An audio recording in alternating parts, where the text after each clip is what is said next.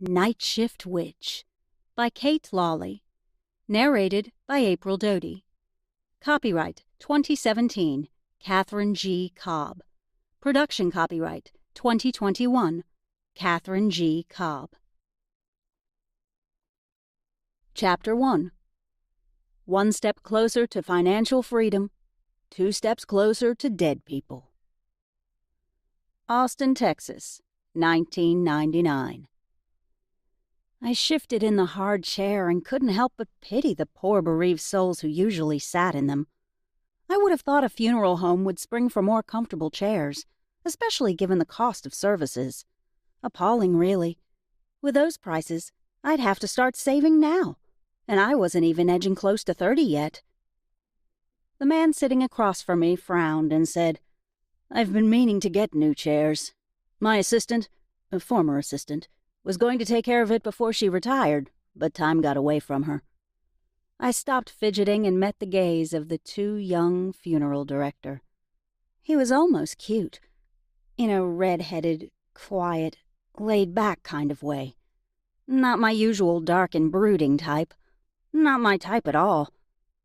It was hard for me to look people in the eye these days, but I sucked it up and made myself.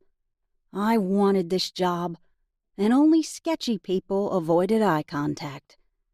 That's probably a good idea. So, about those hours, would that work for you? He leaned forward and made a note on the legal pad in front of him. Like the ad said, any time between 7 p.m. and 7 a.m. 7 to midnight isn't a problem. So, he looked up from his scribbling, and his blue eyes drilled into mine. When can you start? My breath caught. There was something there. Something that made my heart clench in my chest. Good? Bad? I didn't know. I blinked, breaking the connection, unwilling to see some secret truth buried deep inside a man I'd met 10 minutes ago. Mastering magical sight was turning out to be tricky. Since I'd begun studying it, I'd had a few accidental, uncomfortable moments, but this was the worst so far. I had to figure out how to turn it all the way off, or never look anyone in the eye again. I didn't want to know the hidden truths of every passing stranger. Sometimes the advantages of being a witch paled in comparison to the excess baggage one picked up along the way. But then I realized that in the midst of avoiding this man's inner truths, I'd almost missed a very important fact. He just offered me a job. I tamped down a surge of excitement and squeaked out an overeager, "Tonight?" I took a breath and said in a much more normal person sort of tone, "I mean, thank you for the job, and I can start as soon as tonight." Miracle of miracles. My dyed black hair, pale skin, and dark clothes hadn't nixed my chances of gainful employment. A little surprising this far out in the boonies. Buda, Texas wasn't exactly Austin.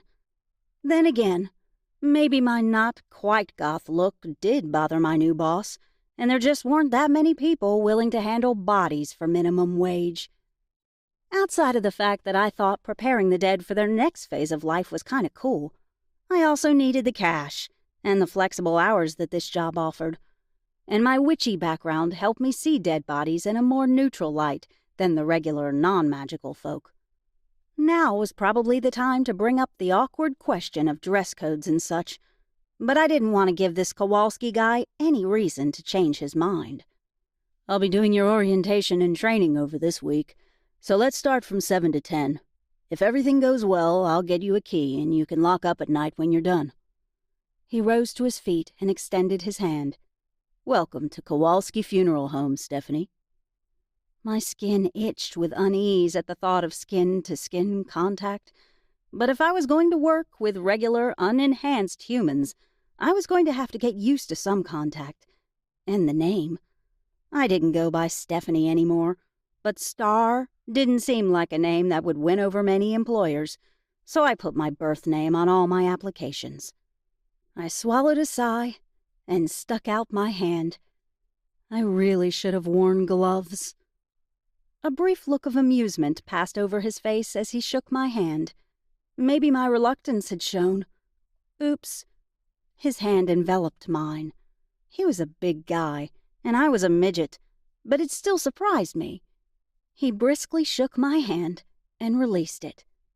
And the second shocker? I didn't get anything from him. No emotions, no vibes, no energy. I also didn't get that creepy sensation of having my personal bubble invaded. Weird. Could this guy actually be good old-fashioned nice? The genuine bland variety that meant he wasn't picturing me naked or lying to me or trying to take advantage of me? Was it possible that he was basically feeling and thinking nothing bad? Nothing that leaked out through skin-to-skin contact and made me feel like I've touched something dark and slimy? Whoa. That really was a first. It felt like just about everyone I touched these days had some dark, deep, hidden nasty just waiting to be revealed to the light of day. Touching people had become exhausting. This Kowalski guy was a pleasant change. "I'm looking forward to working here, Mr. Kowalski." And I was only a little annoyed that I meant it. Dead people didn't creep me out, and I was in need of a little cash, but mostly I liked the vibe of the place, and the guy. And since this guy's job, all day long, was to deal with grief-stricken people, maybe he was actually as nice as he appeared. "Call me Ben, please. You can save the formalities for the clients." He hesitated briefly, then added, "Not that you'll be interacting with the clients." Aha! I knew he couldn't be that perfect. I smiled, striving for an innocent expression. "Oh no, you wouldn't want the clients to meet the night shift." His lips twitched as his gaze dipped to the rips in the knees and thighs of my jeans where my black tights peeked through. "If you don't mind wearing dark slacks and a white button-down shirt, I'd be happy to have you assist with late services. We can always use the help." After delivering that zinger, he walked around his desk and motioned to the office door. Not only had he called my bluff, the guy didn't leak an ounce of deception. The invitation was genuine. My lip ring, black hair, and pale skin were apparently welcome, and not just in the back with the dearly departed. I could understand having to ditch the ratty jeans and tights. I walked to the door, confused. No one was as cool as this man seemed to be, and especially not someone wearing a dark gray suit, the blandest tie imaginable, and a practically military haircut. He escorted me through the back to a service exit. "I'll give you a call if I have any questions about your paperwork. Otherwise, I'll see you tomorrow night at 7. I nodded, since I didn't know what else to say, and I walked to my old Civic with a smile on my face. Next stop, my mentor Camille's house. I needed a debrief and a glass of wine, or 3. The interview, the evening as a whole, had been unsettling, and there was only my mom waiting at home. Since I'd moved out of my ex's place, I'd been living with her. She was the last person I could talk to about what just happened in my interview, or anything else that hinted at witch business. She didn't know magic was real, and hadn't the faintest idea her only daughter was a witch. She would not approve. Mom thought the Society for the Study of Paranormal and Occult Phenomena was just a bunch of nuts out hunting ghosts. A glorified ghost hunting club. I could hardly tell her they were actually the governing body for the local paranormal crowd. She'd think I'd lost my bananas. And if she didn't think I needed immediate psychiatric care, well, that would be so much worse. The society kept local magic on the down low. They had a sort of hide or die attitude that they were slowly growing out of. It hadn't been that long ago that the villagers had chased magically enhanced people, like vampires and witches, with pitchforks. So, no sharing my witchy woes with Mom. Not unless I wanted the Society's designated memory wipers to slice those memories out of her brain. The Society wasn't exactly modern in its view of civil liberties, and not all of the memory wiper witches were as handy at their trade as they should be. I rubbed my forehead. A low-level throb was pulsing behind my eyes. Slicing and dicing, even of the magical variety, shouldn't be anywhere near my mom's mind. The woman was annoying, but she didn't deserve that. Speaking of being annoying, she was totally going to freak out when I told her about this job. For so many reasons, and only one of them had to do with me handling dead bodies. I shook my head as I navigated the long drive of the funeral home. Mom was hopeless. Camille kept telling me to give her a break, but she didn't have to live with a woman. Thank goodness for Ben Kowalski. The extra income from this job should have me out of my mom's place and into my own apartment in just a few weeks. Mom would be out of my hair, and I'd be far enough away that I might be able to avoid exposing her to magic and the slice and dice of her dear, but much too maternal, brain. Chapter 2. Epic Fail, Witch Style. As I pulled into Camille's driveway 20 minutes later, I had the same thought I had every time I drove through her neighborhood. Welcome to suburbia. But Camille's hood wasn't just some suburb with a bunch of commuters and an HOA. Her neighbors were seriously committed to the lifestyle. Minivans, immaculate lawns, carefully trimmed hedges, and everyone in everyone else's business. My mom would love it. Camille's neighbors, nosy though they might be, lived in blissful ignorance of her true nature. Bad enough she was a hippie with a delinquent friend who visited all too frequently. That would be me. But if they found out she was a practicing witch, the horror. I swallowed a chuckle as I parked next to Camille's silver Jetta. In the short time it took me to exit my car and spot old Mrs. Feathers across the street peering through her window, Camille had beaten me to the front door. She was waiting with a glass of red wine and a grin. "You look like you need it." "Are you sure you're not psychic?" I accepted the glass gratefully and took a sip as soon as her front door closed behind us. Lovely. Waving me into the living room, she said, "It doesn't take a psychic to predict you need a drink after a job interview. What was this, your fifth?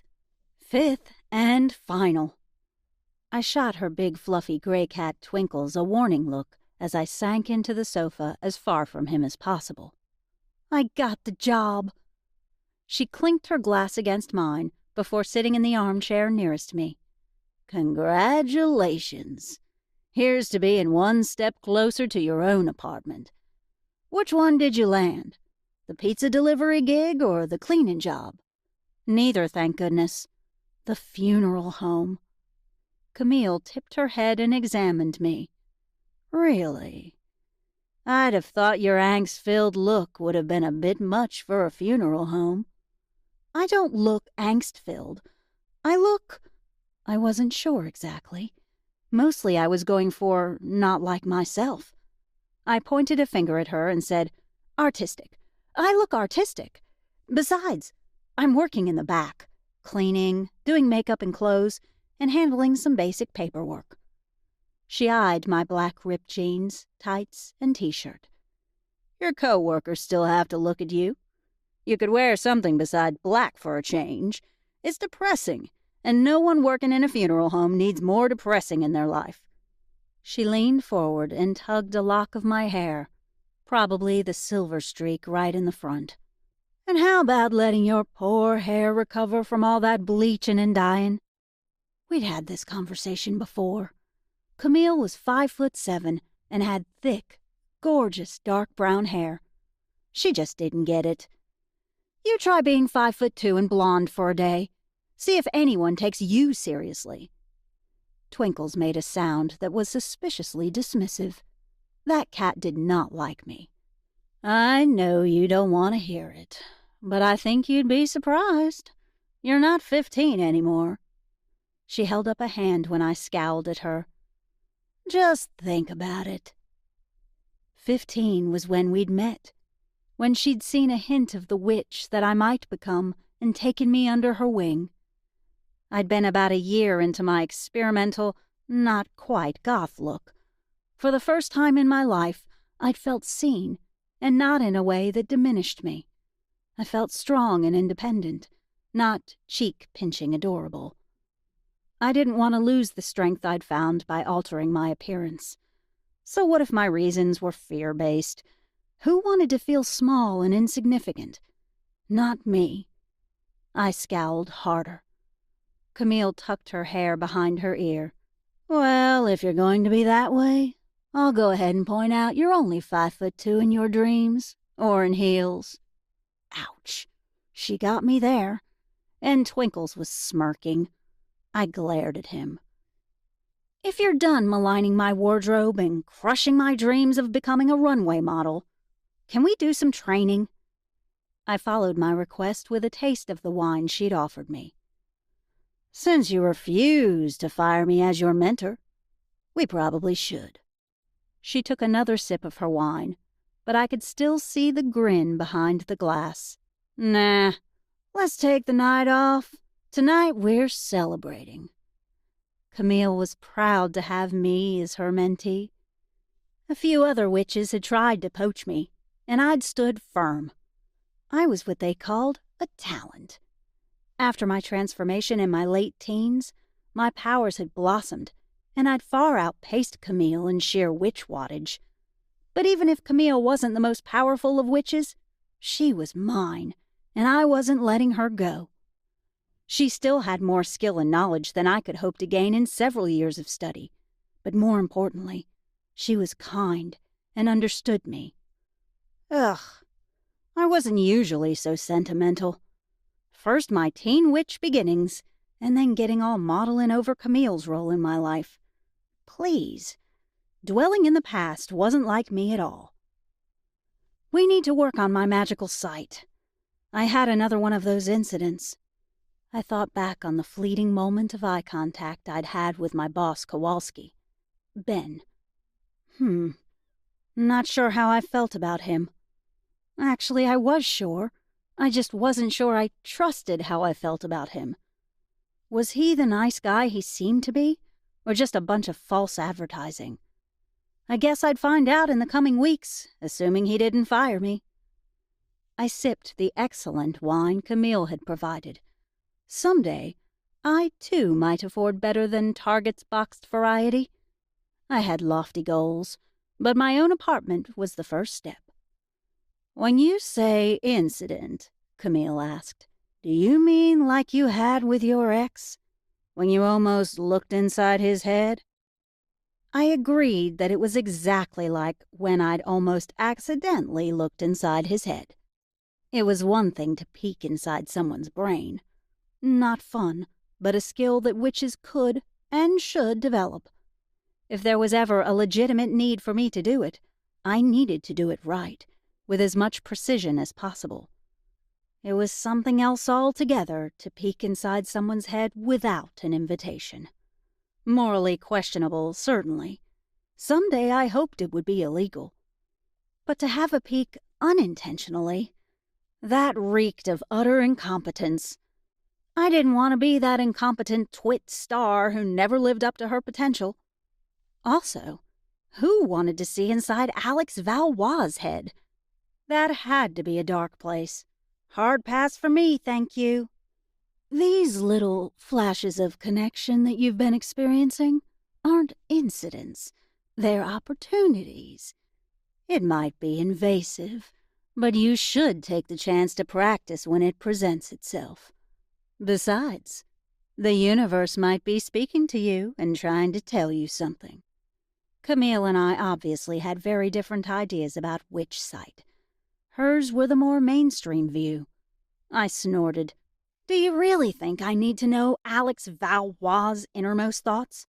Or that I need to know Ben Kowalski's deep, dark secrets? I can't imagine he even has any. Oh, I snapped my fingers.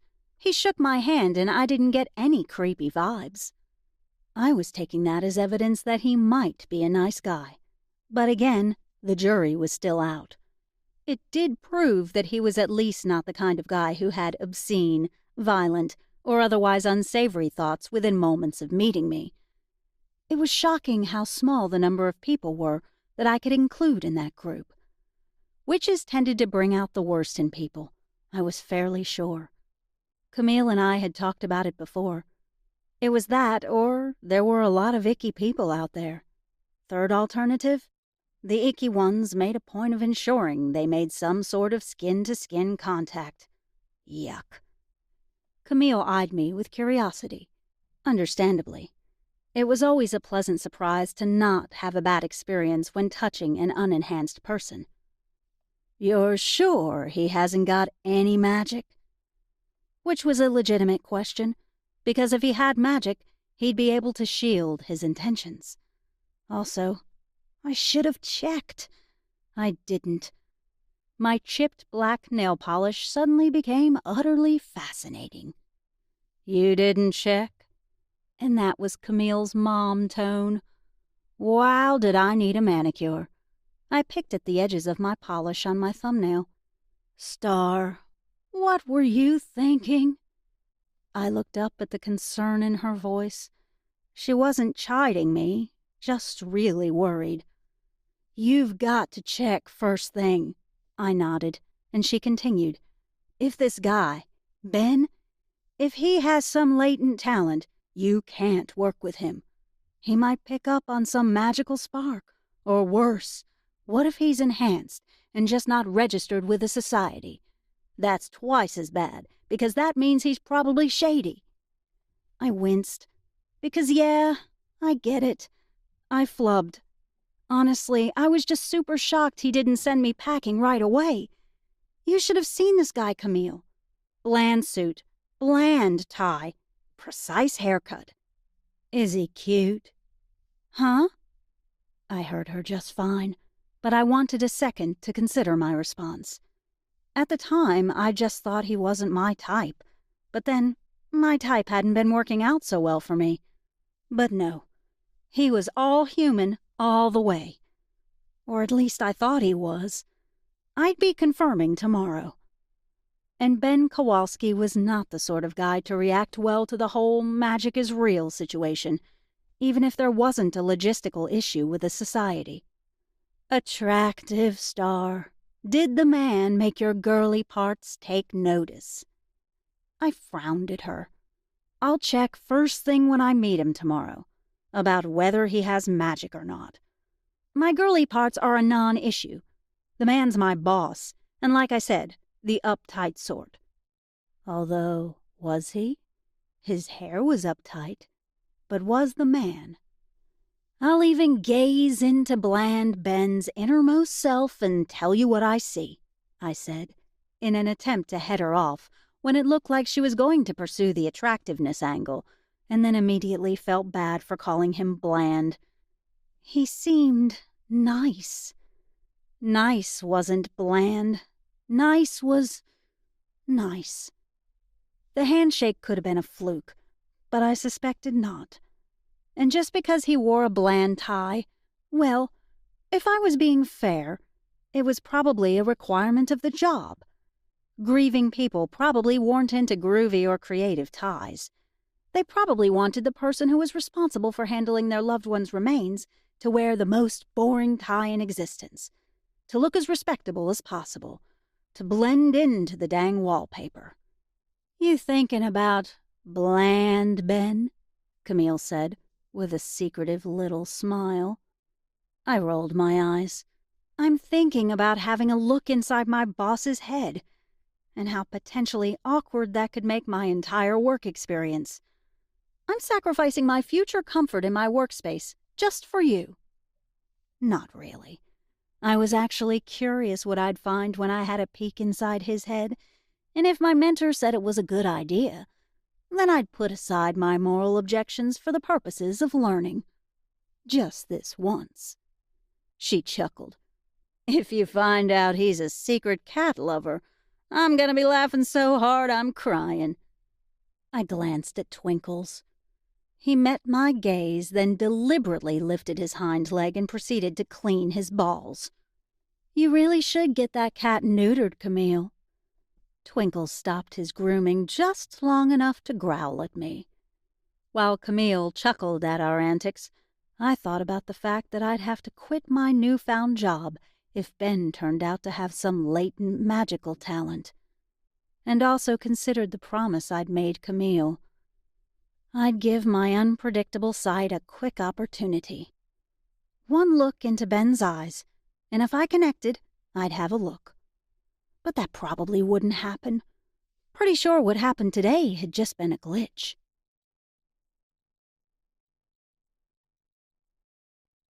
Chapter 3. Lessons Learned from Twinkles the Cat. After I'd finished a glass and a half of wine, Camille announced, "I've changed my mind." "You're firing me as a mentee?"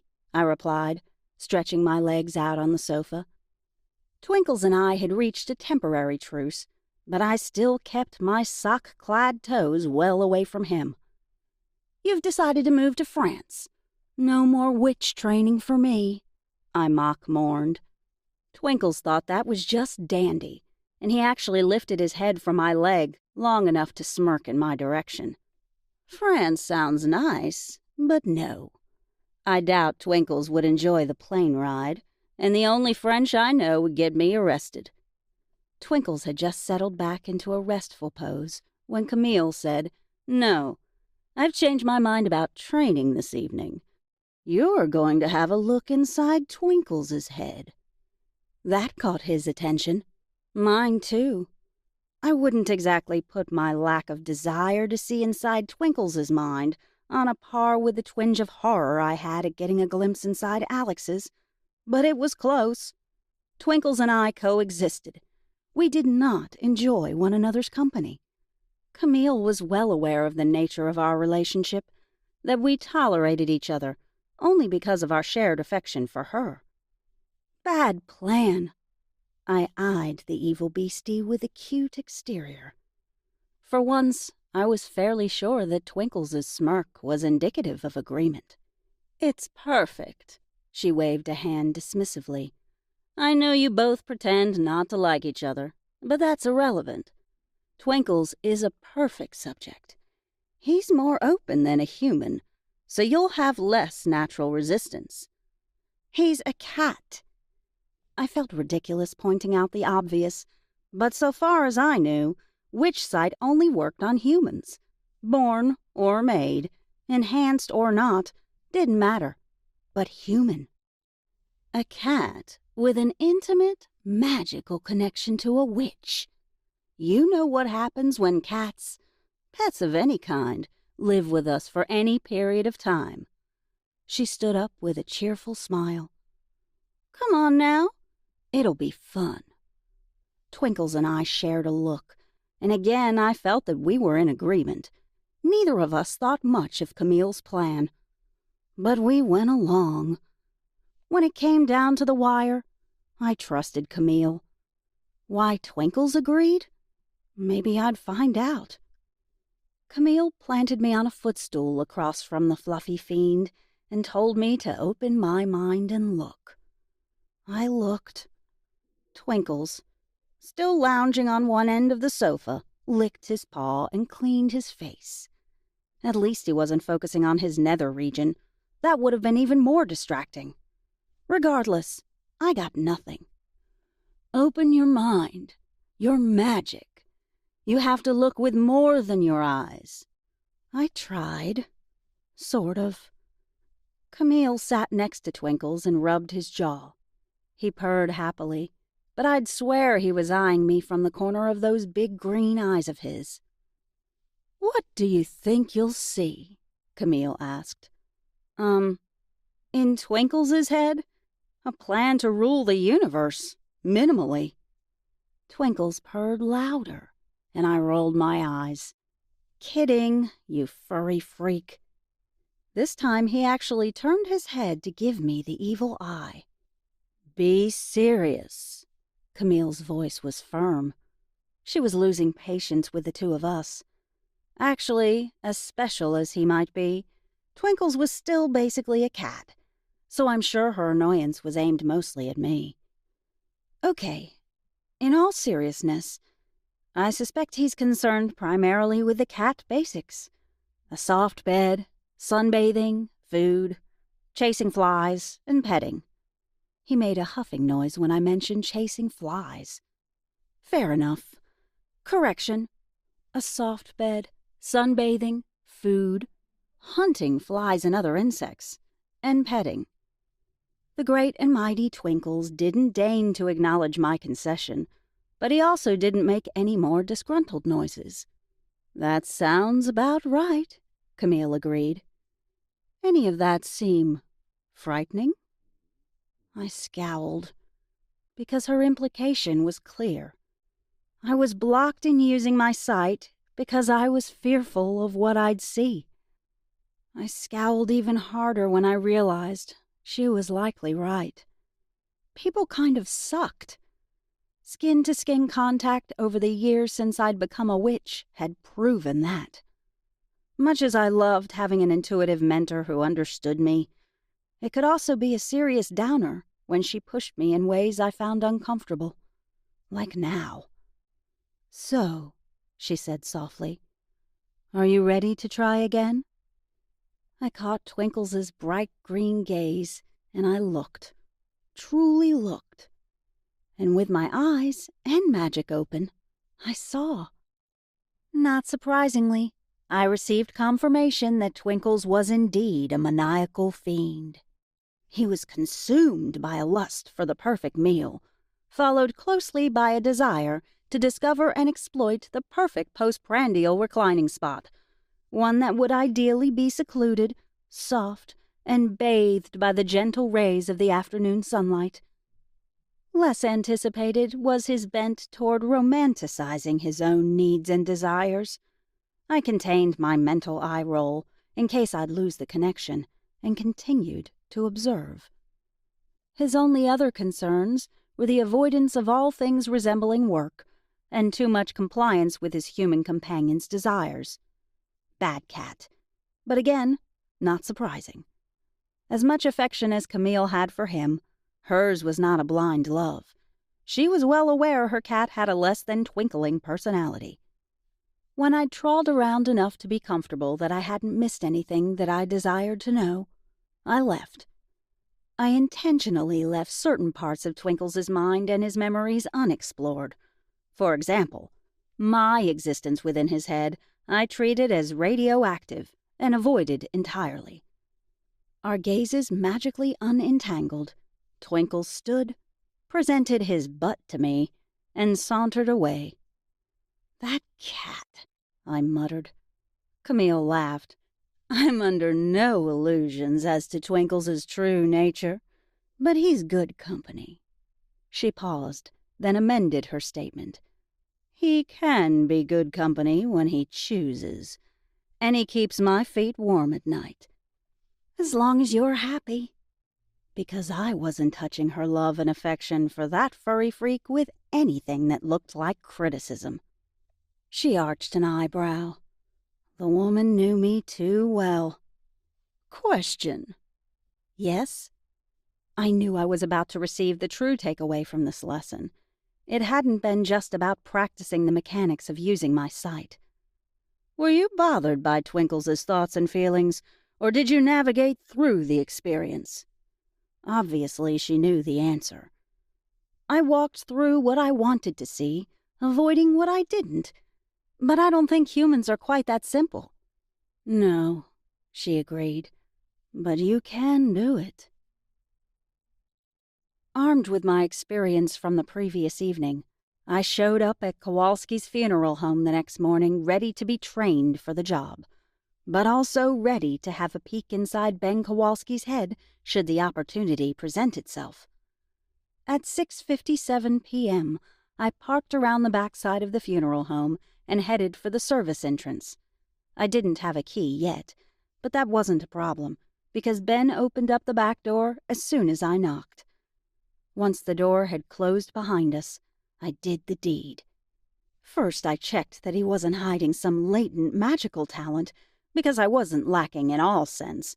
But then I did the deed. As he reached out his hand in greeting, I took it and met his gaze. I let myself fall, metaphorically, and unlike with Twinkle's, where I floated for an instant, gathered my intel, blinked, and then retreated, with Ben, I landed.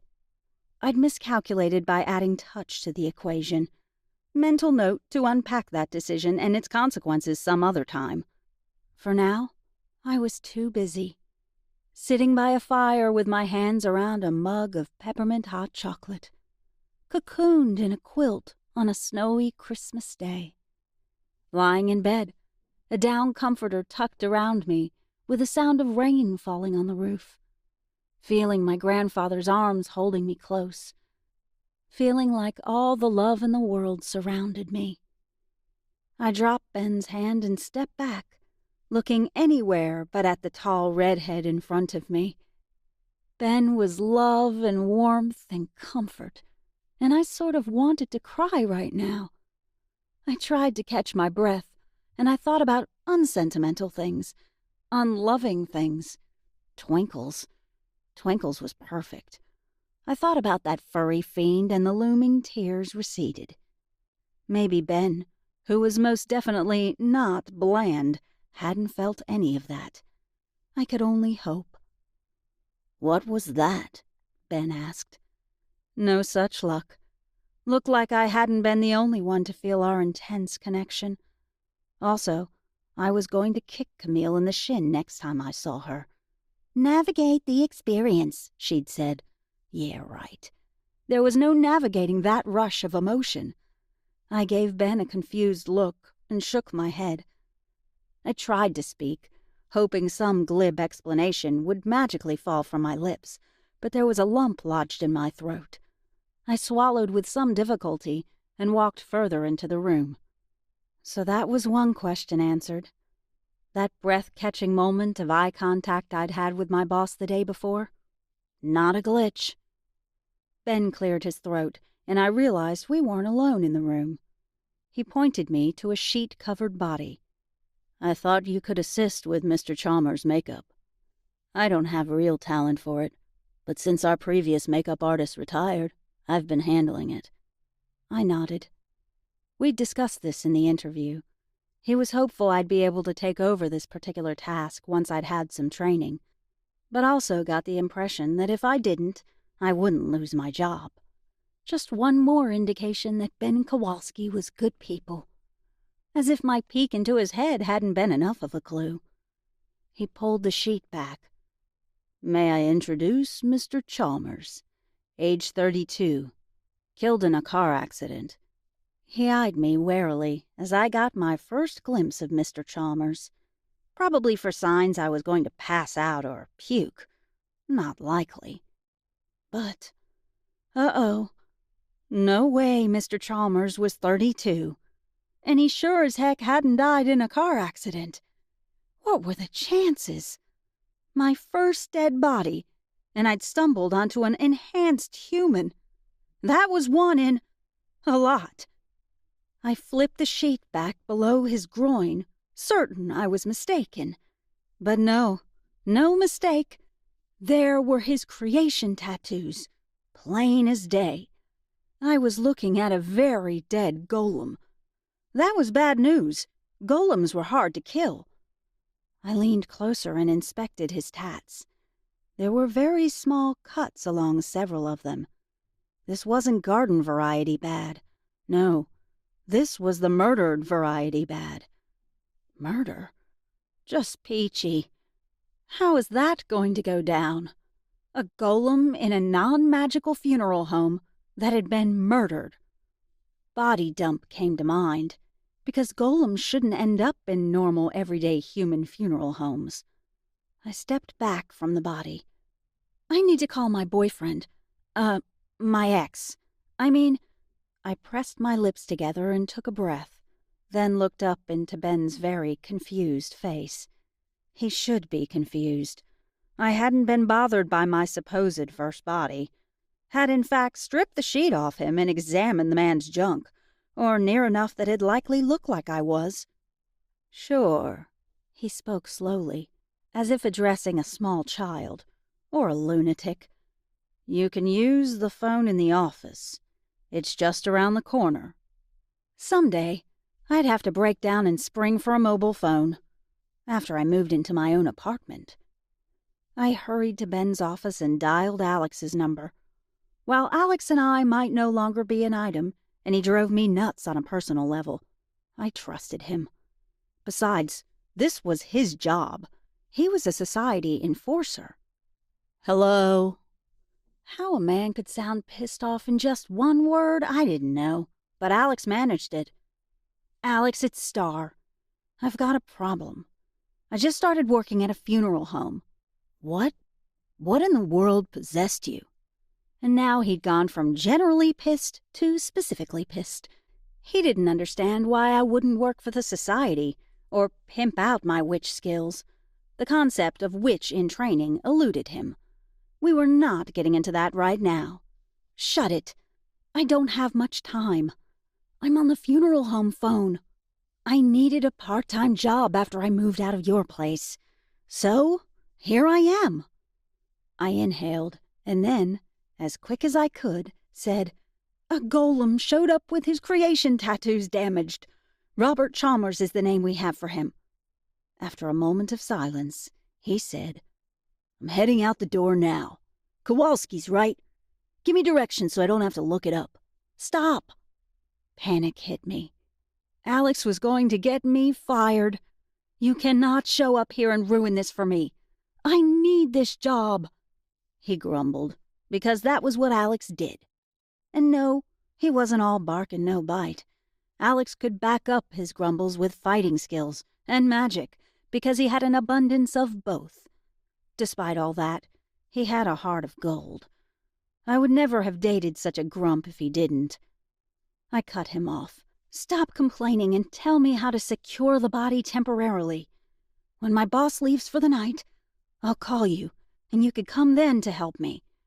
If you even think about arguing with me, I will make your life a misery.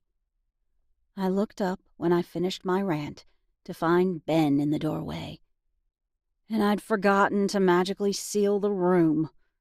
He'd heard every word. Chapter 4. Beyond Epic Fail. Or, could this day get worse? How could I be so colossally careless? Preventing exposure of magic wasn't my top priority as a witch, but it was close. Ben crossed his arms and moved to block the office door. And I'd thought Alex was the problem. I just lost my job all on my own. I hadn't even made it a day. I closed my eyes and listened to Alex's terse instructions, then hung up the phone. I opened my eyes, hoping my wild imagination had conjured Ben earlier. No such luck. He was very real, and very much standing between me and the only exit. So, thanks for letting me use the phone. It was a weak attempt at damage control. Pretend like nothing happened, and bluff my way to a resolution. So you can plan a break-in of my business? Sure. You know, we don't keep cash here. I frowned at him. You think I want to steal from you? That he believed me capable of that hurt my feelings. Insane? Yes, especially since I might be stealing from him. A body, not cash, but still. What's a golem? His arms were still crossed, and he didn't look like he was budging. That answered one question. He'd heard the entire conversation. Maybe this job had been a terrible idea. Maybe Alex was right, and I should stick with shady society gigs for extra cash. I hated that he might be right. The idea that pimping my magic out to the society was my only real option was more disheartening than losing a job after less than 5 minutes of employment. But I had a here-and-now problem to solve. My future cash flow issues were a tomorrow problem. I went with an old standard. That wasn't what it sounded like. So you're not planning to rob me or saying Mr. Chalmers is a golem, whatever that is. His eyes narrowed. "Is that some type of gang?" He narrowed his eyes. "Are you in a gang? You don't look like a gang member." I shook off the feeling of being examined like a bug under a magnifying glass and tried to think of some way to salvage the situation. "You seem like a really nice guy." In fact, I knew he was a really nice guy. Incredibly, amazingly nice. He uncrossed his arms, but remained firmly planted in front of the door. "I am, but nice doesn't mean gullible." I sighed.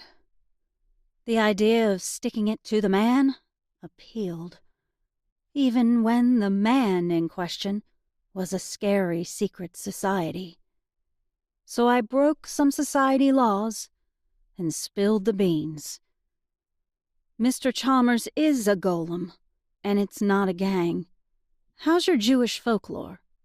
Good enough to know that if golems were real, which they clearly aren't, the man on my prep table couldn't be one because he's not made of clay. No, not clay. Scavenged corpse parts. Ben choked. "I'm sorry. What? You're telling me that the man on my prep table is some kind of Frankenstein creature made of miscellaneous parts? A human being stitched together with fishing line or something?" "More like stitched together with magic." When he heard the word magic, Ben relaxed. I could see him filing me straight into the crazy category. The way I dressed and the hair probably didn't help. "No," he said, shaking his head with an apologetic look on his face. "I don't think this is going to—" He stuttered to a stop, his eyes riveted on the ball of bright pink light that hovered in the air between my hands. I spread my hands farther apart, and the ball of light grew. Then I pushed my hands together, collapsing the ball until it was a dense little blob about the size of a softball. I tossed it gently in the air and held it there, suspended for several seconds, before letting it fall back down into my hand. The really good stuff wasn't visible. This was the witch equivalent of smoke and mirrors. Lots of sparkle, but little magic. But as evidence of the existence of magic when attempting to persuade the magically uneducated, it worked better than the more sophisticated magic.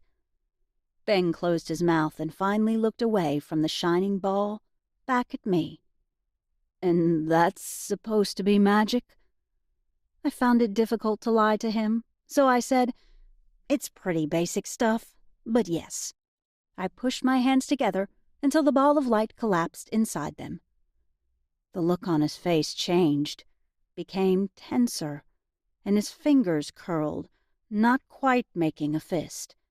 "And what you did earlier, when you first got here, when you came through the service door, was that some kind of magic?" This really wasn't my day. I told Camille I shouldn't go around prying into people's innermost thoughts. People weren't practicing dummies. And if I say yes, then I'd ask what you did to me. "Nothing, I swear. I didn't do anything to you at all." I had to force myself to stop babbling. Ben stirred my conscience to new heights. I was not a fan. It wasn't like I didn't already have a strong moral compass. It didn't exactly need amplifying. "You did some kind of magic, but you didn't do anything to me? If I believed in magic, shiny ball of light notwithstanding, I'd say that was hard to believe." I sighed. I peeked. Just a little peek. What else could I say? I'd violated the man's privacy, deeply and intimately, and I'd known it was wrong. I let Camille, with her talk of needing practice and letting the universe guide me, influence my ultimate decision. And if I was honest with myself, I'd been curious. Ben Kowalski intrigued me. His jaw tensed. "You peeked at what exactly?" He looked pissed, and suddenly very, very tall. I got it. I'd be pissed too. On the positive side, he probably wouldn't be so angry about my invasion of his privacy if he didn't buy the idea of magic on some level. Inside your head, I guess? I took a step back and quickly added, but not like mind reading. I'm not telepathic or anything. All I got was a general sense of you. I edited a little out when I added that you're a trustworthy man. He rubbed his jaw with his knuckles and finally moved away from the door. So what exactly did your boyfriend tell you to do? My ex-boyfriend. I gave him a cautiously hopeful look. So you believe me? Oh no. I'm just curious what plans you have for poor Mr. Chalmers. No way I'm letting you disrespect a body placed in my care. I inched toward the door. When he moved to the side, I hoofed it out of the office before he could change his mind, lock me in there, and call the police. I had no desire to spend any time in the loony bin, and Cornelius would be pissed if he had to bail me out if it went a different direction. Once I was in the hallway and had a clear path to an exterior door, I answered his question. So the first thing is to check that Mr. Chalmers is dead. Fully. Not reversibly dead.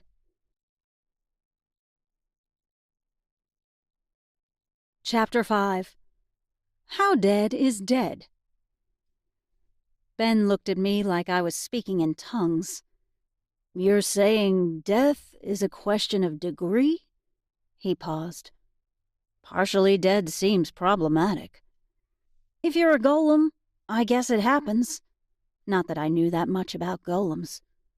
Ben held open the swinging door to the prep room and motioned for me to go ahead.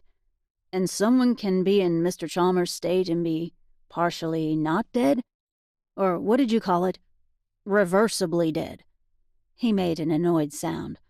Can a person look dead but still be alive? Not a person, but a golem? Yeah. That's what Alex, my ex, just told me. Ben groaned. This conversation is painful. I eyed the covered form of Mr. Chalmers. Ben must have stopped just long enough to pull the sheet back up before he'd followed me into the office.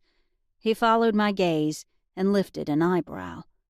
So can I check that Mr. Chalmers is all the way dead? I followed the question with a smile that was at least 2 parts grimace. He looked at me for a few seconds, then said, Does it involve anything invasive? I shook my head. But I do have to touch him. And I'd like a closer look at his creation tattoos. If I say stop, you stop. I tried to contain my surprise. I didn't think I'd been all that persuasive. Is that a yes? A very reserved one. Fair enough. He folded the sheet back from Chalmers' body. What are you looking for? Life. Magic. A spark of something. My hand hovered over the golem's chest. Alex said I'd know right away. Because Alex hadn't been specific, but had been sure I wouldn't miss it, I was expecting something big, hence my hesitation. I glanced at Ben, worried he might change his mind if I didn't find something in a hurry. He looked calm enough, but that might just mean there was a mix of acceptance and denial swirling around his head. Right. I was the pro here. Time to see what was left of Chalmers, if anything, while Ben was still cooperative.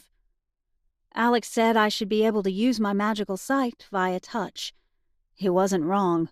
Magical sight wasn't about seeing with the eyes. A connection of some sort was required between the witch and the subject.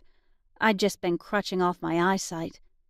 Camille had encouraged it as an intermediary stage of learning until I mastered the skill.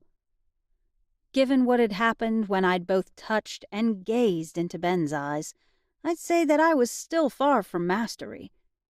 Since I could hardly gaze into the dead guy's eyes, I went with Alex's suggestion.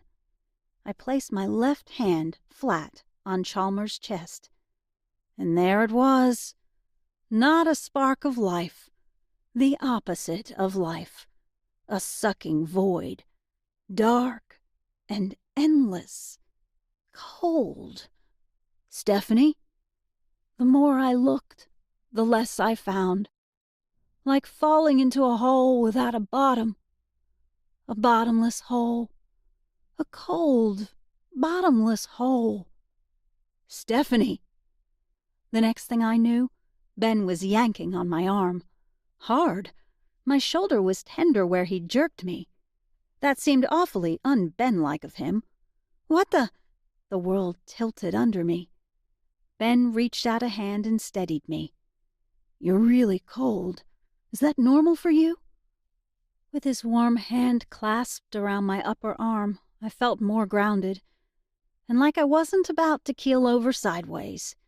And now that I wasn't about to land on my rear, I had an idea what had happened. Not normal. Not at all. I could feel the beginnings of a growl in my chest. Teach me to take magical advice from a wizard. I was going to kick him in his soft bits the next time I saw him. Ben's eyebrows lifted. You want to sit? He let go of my arm and returned a few seconds later with a stool. Thanks. I sat down, just in case.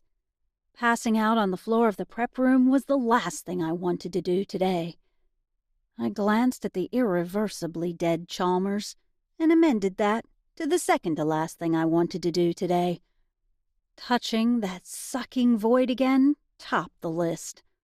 I wrapped my arms tight around my body. I've probably got a sweatshirt or a jacket somewhere, if you think that might help. Ben wasn't just nice. Considerate, thoughtful, generous. Yeah, he went above and beyond nice by leaps and bounds. Too bad he wouldn't remember anything about this evening. There was the thought to keep me warm. Nothing like a solid dose of frustration, topped by a dollop of righteous anger to keep a girl toasty. Here he was, doing what was right by his client and his employee, and for his troubles, he'd be getting his brain scrubbed with the equivalent of a magical toilet brush. Just about the opposite of fair and just. I could say it was due to my lapse in judgment, and it really was. I should have sealed the room for sound before I made the call. Heck, I should have just watched the door. It wasn't like Ben had been sneaky or actively tried to eavesdrop. But I blame the society for its archaic stance on, well, everything. Secrecy, humans, mind wipes in general. He looked at me expectantly, and I realized I hadn't answered his question. I rubbed my arms briskly and then uncrossed them. No, I'm fine. Thanks. He nodded slowly, like he didn't believe me. Smart man. What did you find? Oh, he's dead. I glanced again at the murdered man laid out on the table. Completely. Irreversibly. Not coming back dead. A pained look crossed Ben's face. I feel like there's a breakdown in communication here.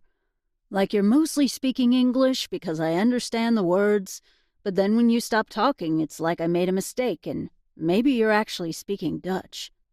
I choked on an inappropriate laugh. Yeah, you're not far off. But only because you see death as black and white. Death is binary. He raised his eyebrows. Poor guy. I felt bad messing with his worldview when he was just going to forget this all happened anyway. Add magic, and suddenly everything isn't quite so clear. I knew how confusing magic could be. Witches were made, not born. That meant that I'd been as ignorant as Ben about 10 years ago. Almost as ignorant as Ben. When the flicker of magic lived inside you, you couldn't be completely unaware. All right. I'm sure I'll regret asking. But what's the difference between dead and super dead? The sucking, black hole-like void that now existed in the place where the essence of Chalmers' self used to be. That was the difference between dead and super dead. But I wasn't sure how to explain that to someone who hadn't felt the cold pull of that void. Even thinking about it made goosebumps rise on my arms, and I rubbed them again. If you see life as a switch that's turned on or off, it's hard to explain. Think about life as a warm 10 and death as a cold 0. Chalmers is a stone-cold -1. He's sucking the heat from anything that gets close. Ben shifted away from the body, only a few inches, but it was telling. You're telling me he's so dead that he's leeching life from people around him? The service door clicked shut, startling us both. Even before I turned, I knew who it was, and I was going to bloody his pretty face. My ex addressed a bewildered Ben. Robert Chalmers can't harm you. Alex turned to me and said, You, on the other hand, should be more careful.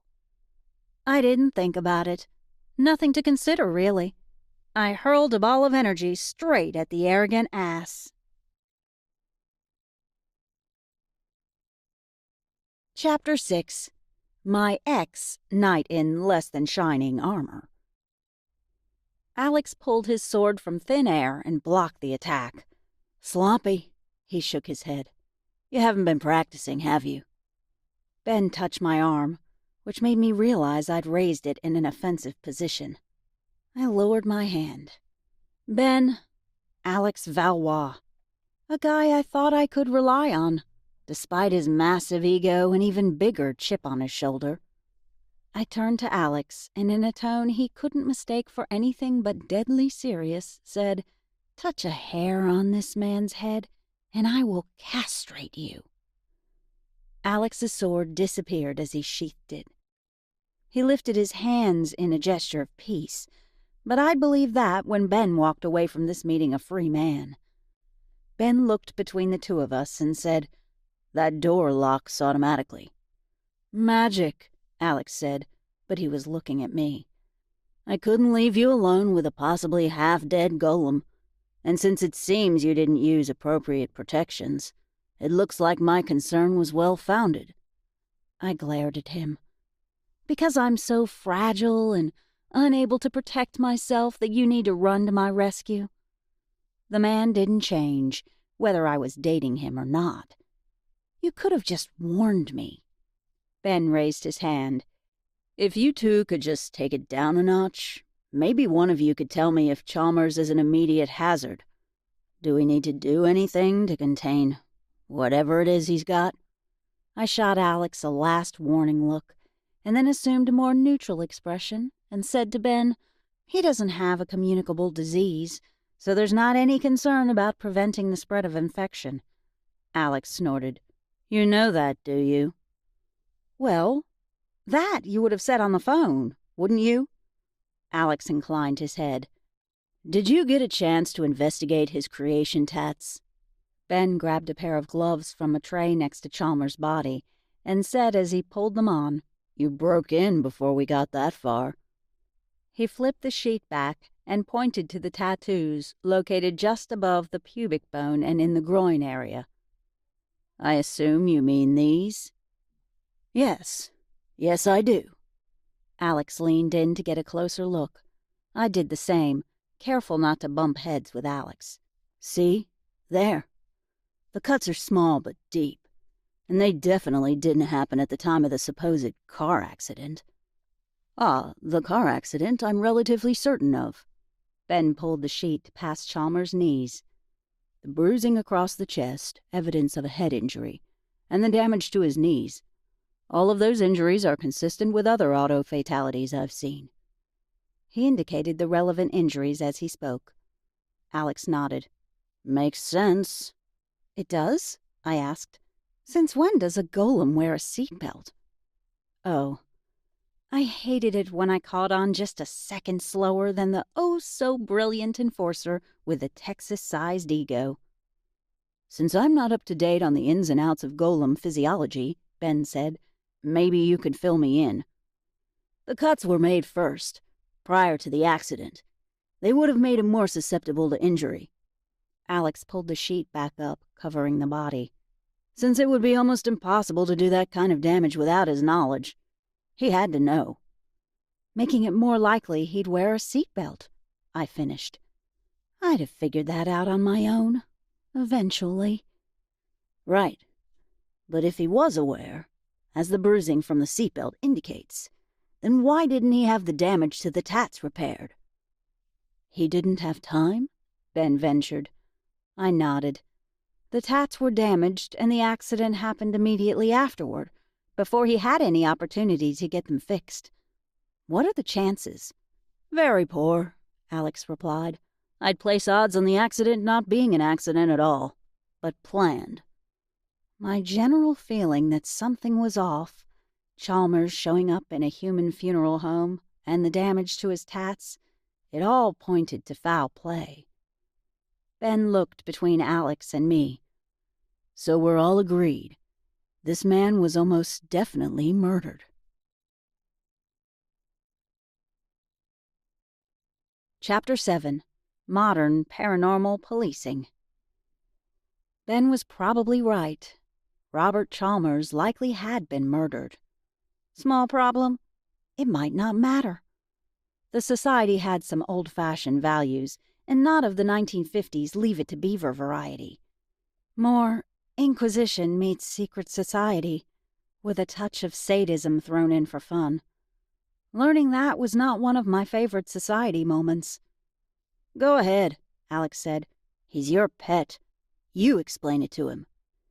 Ben didn't even flinch at being called a pet, but Alex's arrogance made me twitch.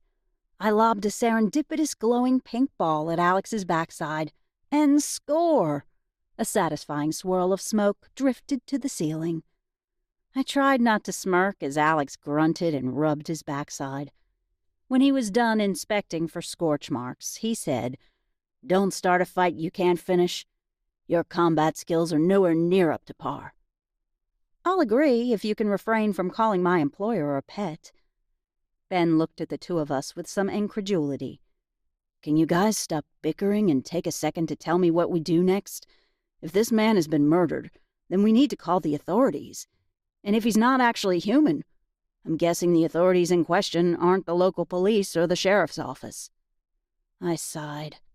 First, Alex is a member of emergency response, which is as close to police as the society has.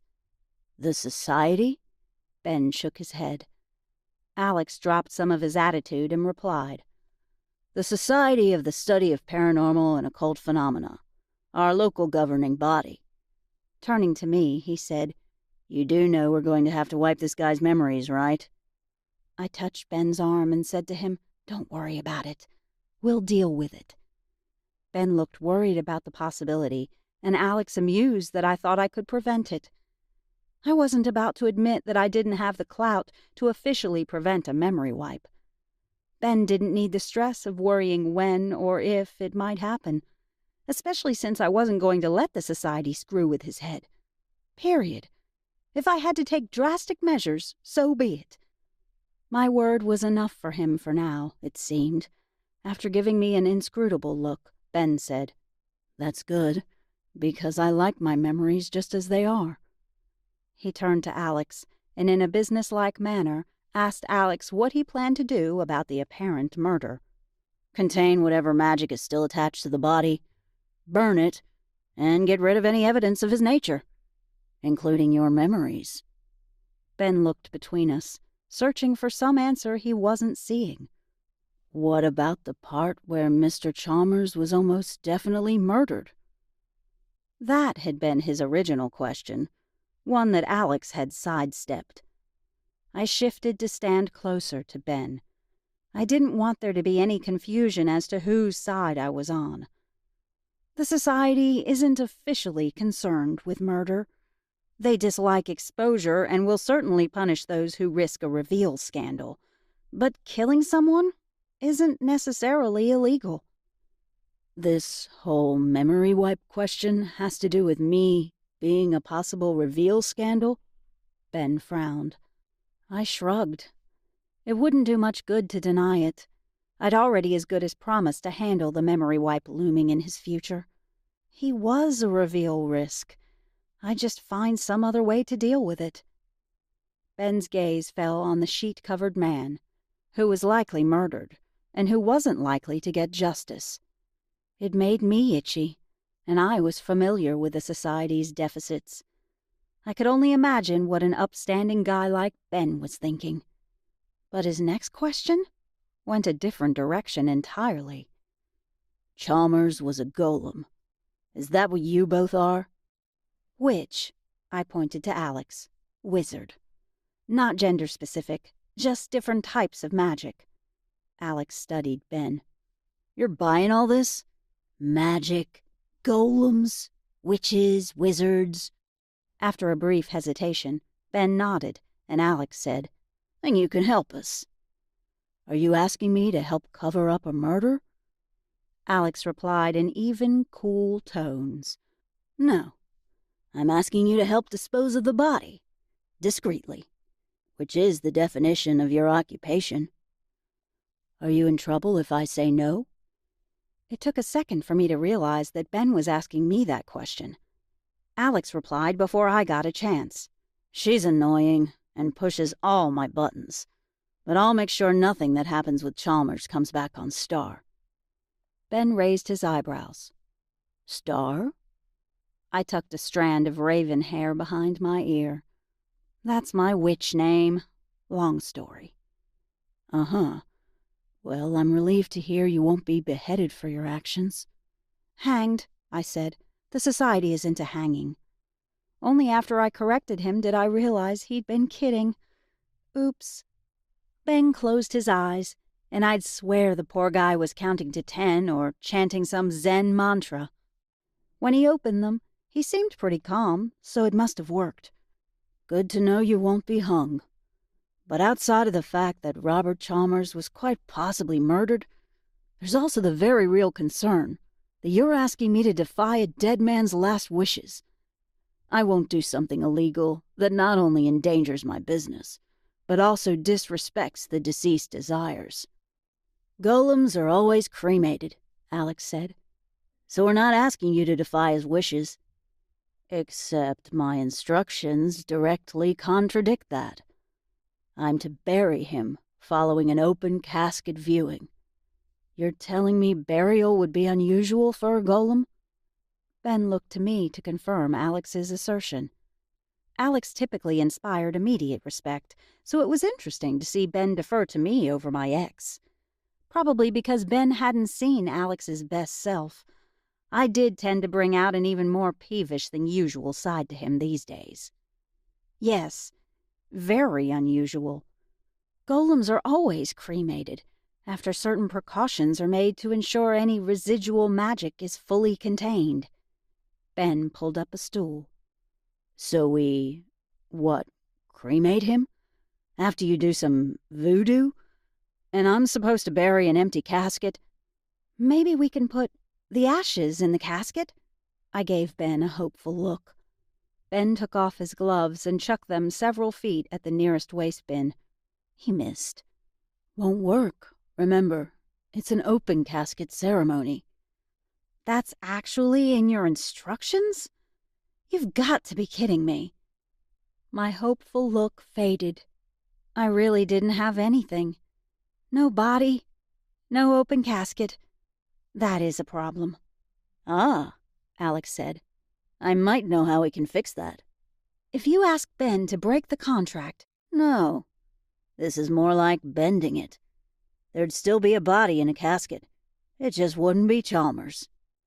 Sometimes knowing a guy who'd lived through the Crusades and all the intervening years did pay off.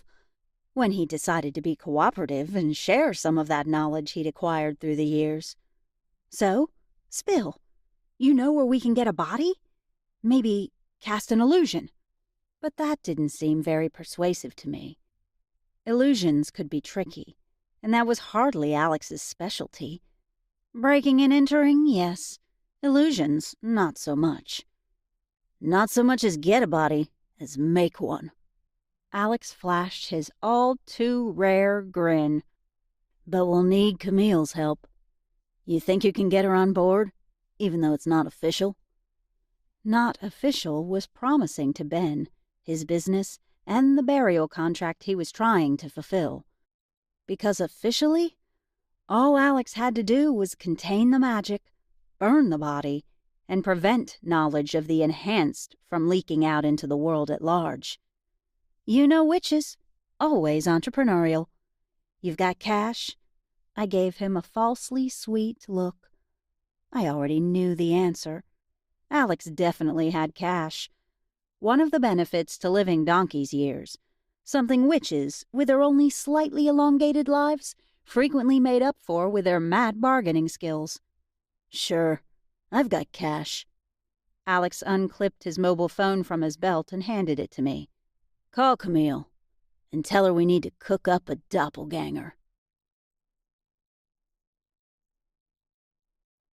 Chapter 8. The Witching Hour, or Happy Hour? I'd had no clue Alex meant it literally when he said cook. I wasn't looking forward to experiencing the smell of baked flesh. Camille told me it stuck inside your nose, more like the smell of human decay than burning hair and tissue. I handed the phone back to Alex with that lovely image in my mind. Camille will help, but I'm supposed to tell you that she's only doing it because I asked. I didn't mention that she also thought it would be a good opportunity to show me what I'd been missing by skipping over my alchemy lessons. No need to bring up one of my witchy failings, and it wasn't like there were tons of alchemic experts running around. Alchemy had only recently been removed from the big-time taboo list. Not 10 years ago, anyone openly dabbling in alchemy would have been in danger of seriously pissing off the wrong people. Alex gave me a suspicious look. What are you not saying? I fluttered my lashes at him. No easy task, given how much mascara I was wearing. Nothing important. While he had the exceptional hearing of most of the enhanced community, it seemed he couldn't get past a simple shielding spell. Good to know they worked, when I remembered to use them. Also, Alex was anti-alchemy, so no need to rub his nose in the fact that, technically, what we'd be doing was his most hated form of magic. Either he didn't know, or he was turning a blind eye in favor of the easiest solution to our dead body problem. So, what's the plan? Ben was still perched on his rolling stool. In his white coat and with his earnest expression, he looked like a doctor. Star. Alex gave me a knowing look.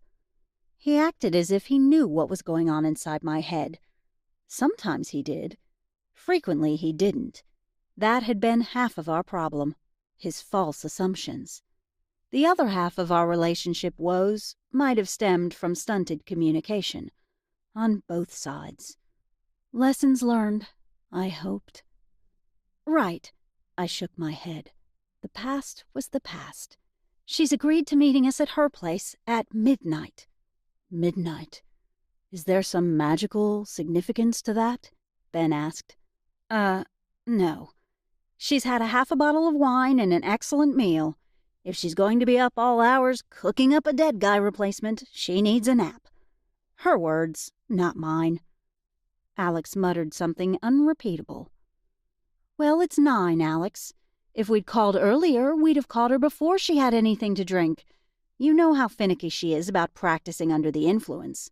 Your mentor's a nut job, and about half the witch you are. My blood pressure skyrocketed.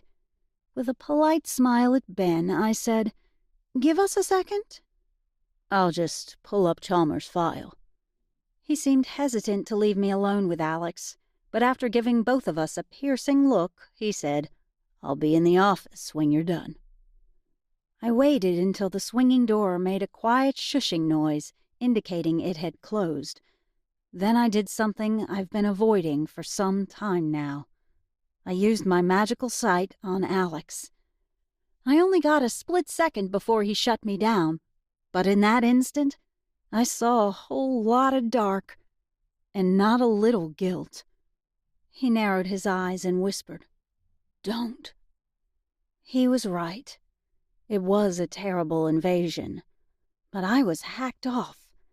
He was being an incredible jerk, and it felt good to screw with him for a change. What had I been thinking going out with him? Dating Alex, living with him, had been an adventure, at first.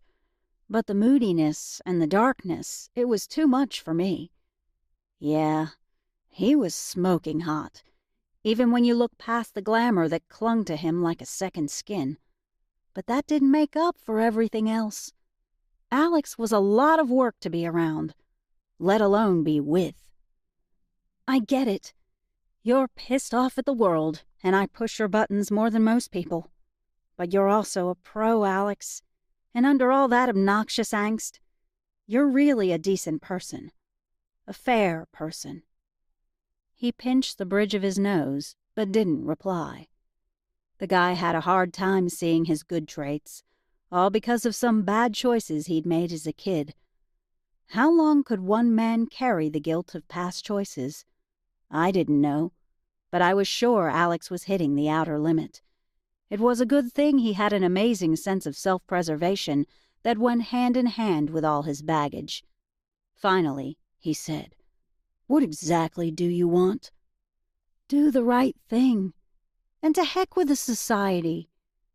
"The right thing is to cremate Chalmers to ensure his remains don't pose a danger to others." He raised an eyebrow. "We're doing that." "Come on." I caught his gaze and grinned. "You know you want to know who did it." My grin widened. "And how?" He smiled back at me. It wasn't wide, but it was genuine. My heart skipped a beat, and I remembered part of the reason we'd been an item. But every time I reacted to his smiles, I was reminded how rare they were. I needed to be with someone who brought out my light, not my dark. "Yeah, I would like to know." The smile disappeared. "But I'm guessing you want to chase down the killer and pin some obscure violation on him." "Or her. But that's not fair. With a proper investigation, we might actually find that there was a legitimate society violation. It may be that, just this once, the society's archaic laws and justice overlap." I pinched my thumb and forefinger together. "It only takes this much." "Small, but large enough to punish a murderer?" "Now you're getting it." "What do you think?" He sighed. "I think it would be nice to do the right thing for a change." "Speaking of doing the right thing..." "No, Ben is your problem. And good luck, because there's no way you're convincing Cornelius to keep his memory intact." And sometimes Alex got that mind-reading business right. It was especially obnoxious when he naysayed me before I could even articulate my thoughts. In this instance, I could use his help with Cornelius. He and Alex are friends, sort of. Cornelius might be Alex's boss, but they were close. Sort of. Cornelius was basically the sheriff in our little microcosm of weird, though technically he was the chief operations officer for the society. Whatever his title, there was no getting past the fact that he was a hardcore rule follower, and Ben was a security risk. I clenched my teeth to keep from saying something regrettable. It wasn't Alex's fault Cornelius had an accountant's hatred of risk and the flexibility of a drill sergeant. I needed to make my own pitch for Ben, and while I was at it, I was going to give Cornelius a piece of my mind. Messing with people's heads just because they'd ended up on the wrong side of the wall of secrets and silence was unfair, unjust, and downright medieval. Take a breath and try to move past your outrage. That's not going to win Cornelius over. Try giving him a reasonable alternative, some kind of assurance that Ben isn't going to rat us out to the world. If you do, the conversation may last more than 30 seconds. Right. I swallowed my anger as best I could. I know that, but it's hard not to be mad given the context. Go grab your boyfriend. I want to have a look at the file. We have a murder to solve, right? My boyfriend? I bit my lip. I would not rise to the bait. Instead, I turned on heel and headed for the office. Besides, Boyfriend was a step up from pet. It could even be perceived as a compliment, given the fact my last boyfriend was Alex himself. Chapter 9. The butler did it. When I walked into the office, I found Ben scrolling through his accounting ledger. "You pulled Chalmers's records?" I asked. Ben nodded and pointed to a file on the corner of his desk. "Since I didn't take the payment, I was checking to see who had actually been charged for the service. The person arranging the service isn't always the one footing the bill."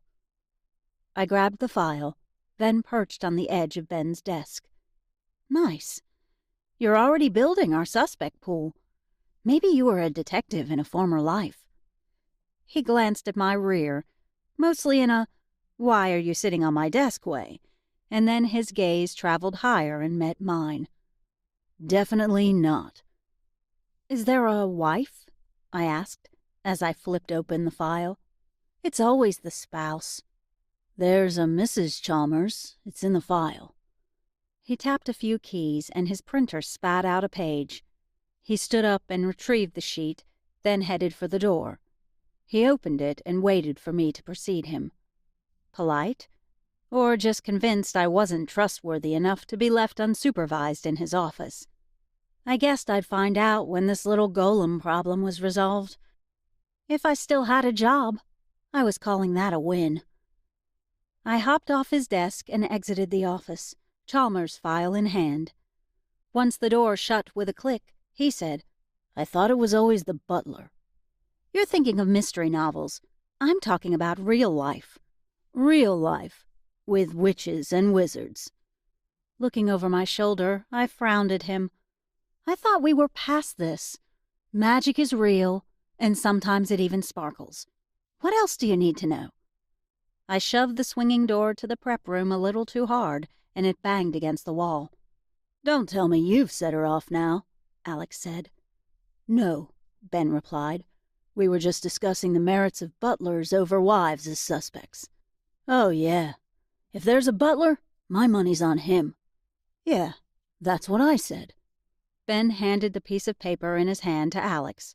"Robert Chalmers prepaid for his own funeral. Do you guys have an explanation for that piece of evidence?" "How do you know?" I had to ask, because no golem in his right mind would make arrangements to be buried like a non-magical human. "Personal check." Alex handed me the sheet of paper. On it was a copy of a check for a rather large sum of money, signed by one Robert Chalmers. "But since you didn't take payment, you can't be sure it was him. Maybe someone else with access to his checkbook wrote it." Yes, I was making a wild guess, but golems didn't pay to get buried in the ground, with an open casket no less. They just didn't. "And he didn't notice when 10 grand disappeared from his account?" Ben looked unconvinced. "Maybe not, depending on the account. Golems can be long-lived, and correspondingly very wealthy." Alex shrugged. "A lengthy lifespan could be manipulated as a financial advantage, and frequently is by the enhanced community. I also happen to know that Robert wasn't hard up for cash. That still doesn't mean he wouldn't miss such a large withdrawal. And I find it difficult to believe that my assistant director would accept a check without ID." Ben held up a hand. "I can't call her. She's traveling out of the country on a combined retirement and 20th anniversary trip." "So, Ben, I have some bad news for you." I smacked the file I'd been clutching against Alex's chest and then turned back to Ben. "Here's the thing. You've got the basics. Magic is real. And sparkles." Ben crossed his arms. I gave him my serious stuff forthcoming look. "Right. But there's also the non-sparkly, sneaky variety, which of course is morally questionable, depending on how it's used." "She's talking about mind control," Alex said. "More accurately, persuasion. Your assistant could have spoken with a woman and still be willing to swear 5 minutes later that she had been a he. That's how persuasion works." "So a phone call to my former assistant director would be pointless?" Ben shook his head. "Read the file and tell me what you think. Other than disclosing there's a Mrs. Chalmers who is listed as his wife, there isn't much more information other than service and burial instructions." Alex had set the file down on a counter and was flipping through it. "And this form that's included, the body disposition and authorization. How common is it for your clients to have something like this prepared? Given that Mr. Chalmers wasn't terminally ill or elderly and died in an accident, I'd say not that common at all." Ben pulled up his rolling stool and sat down. "A good portion of my clientele want to believe they'll live forever." I glanced at Chalmers' corpse, once again covered.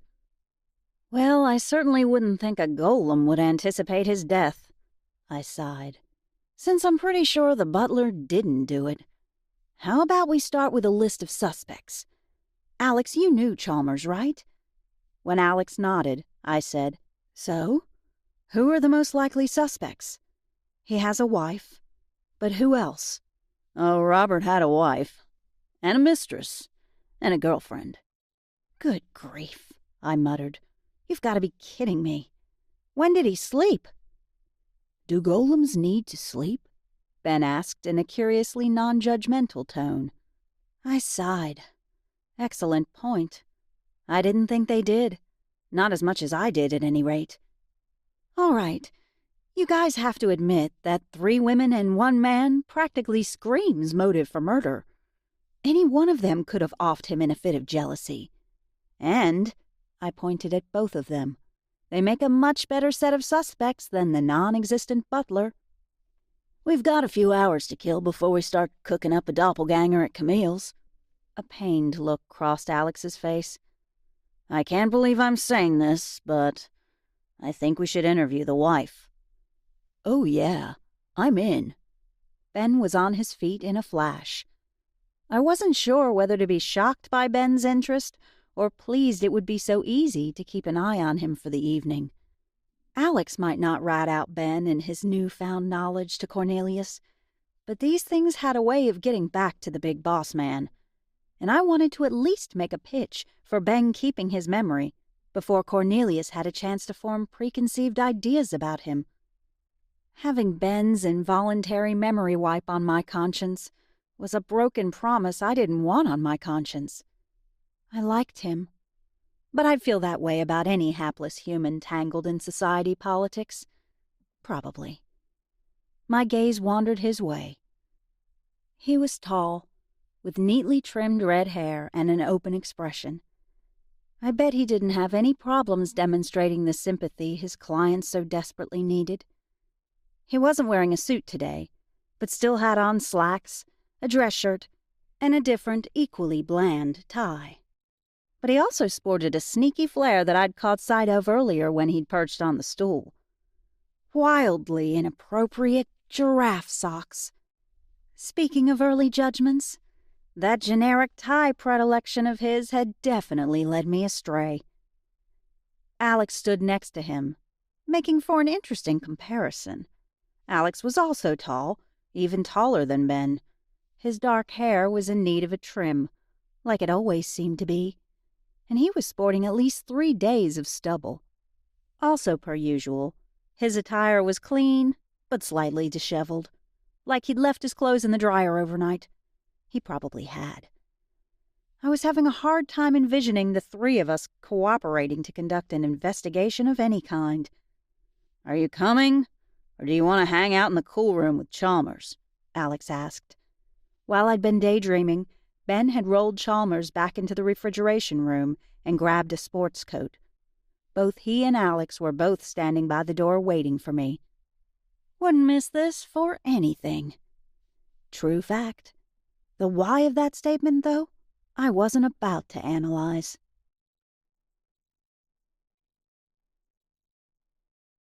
Chapter 10. The Ice Queen Did It.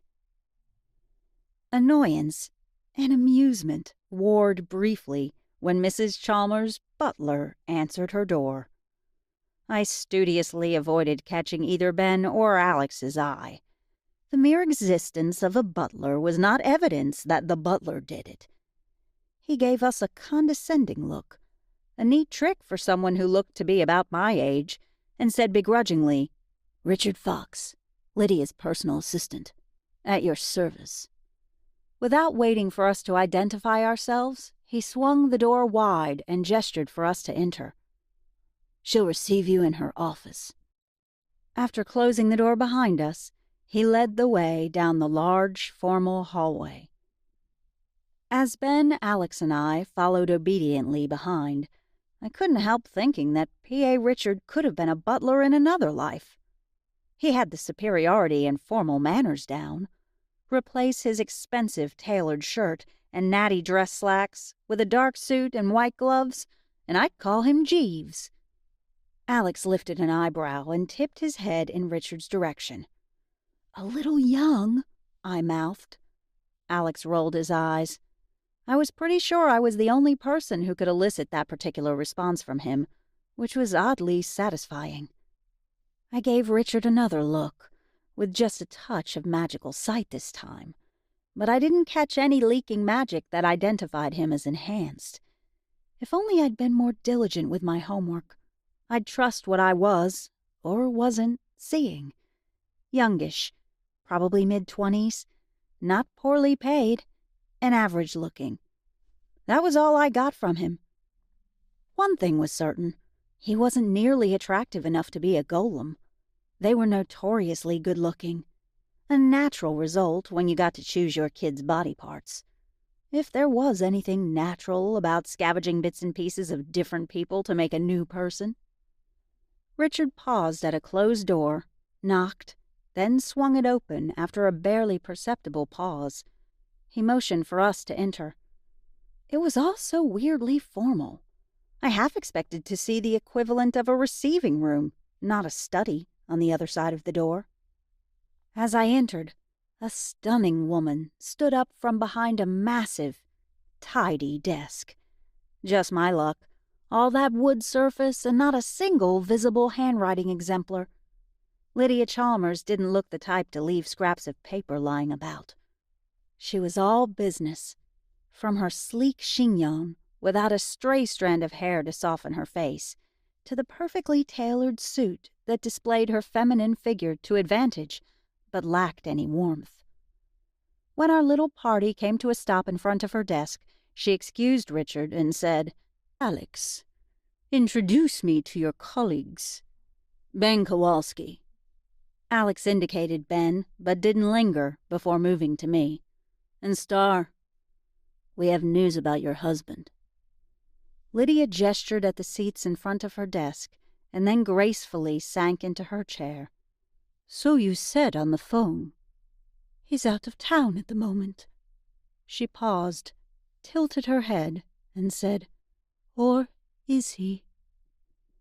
With a cool look at Ben, she said, "Are you affiliated in any way with Kowalski Funeral Home?"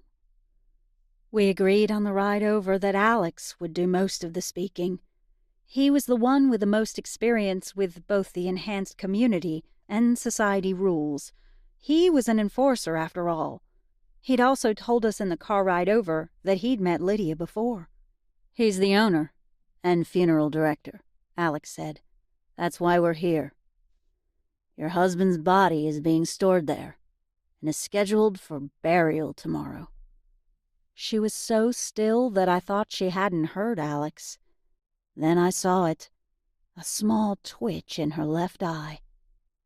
"Have you damaged his body?" Alex turned to Ben, and for the first time that evening, my new boss looked nervous. "Your husband's remains have been prepared for burial."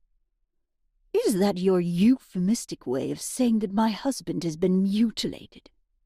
More precisely, that you've embalmed him?" Ben nodded slowly. "Those were the instructions I received." Lydia's nostrils pinched. Under all the layers of restraint and civility, she was livid. In a perfectly calm voice, she said, "So be it." And then, very quietly, More to herself than the room full of people, she said. A child was obviously too much to ask of him.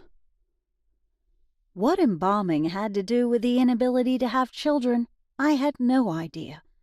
A dead guy couldn't exactly get the job done, could he? Then again, Golem's reproductive methods were a fuzzy gray area. How the heck did they procreate if they were stitching together parts from other people? I wasn't the queasy sort, but ew. Can you tell us about Robert's travel plans? Alex asked. When he left, where was he scheduled to stay? When he was expected to return? She picked up the phone on her desk and punched one of the buttons. Richard, bring me a copy of Robert's itinerary.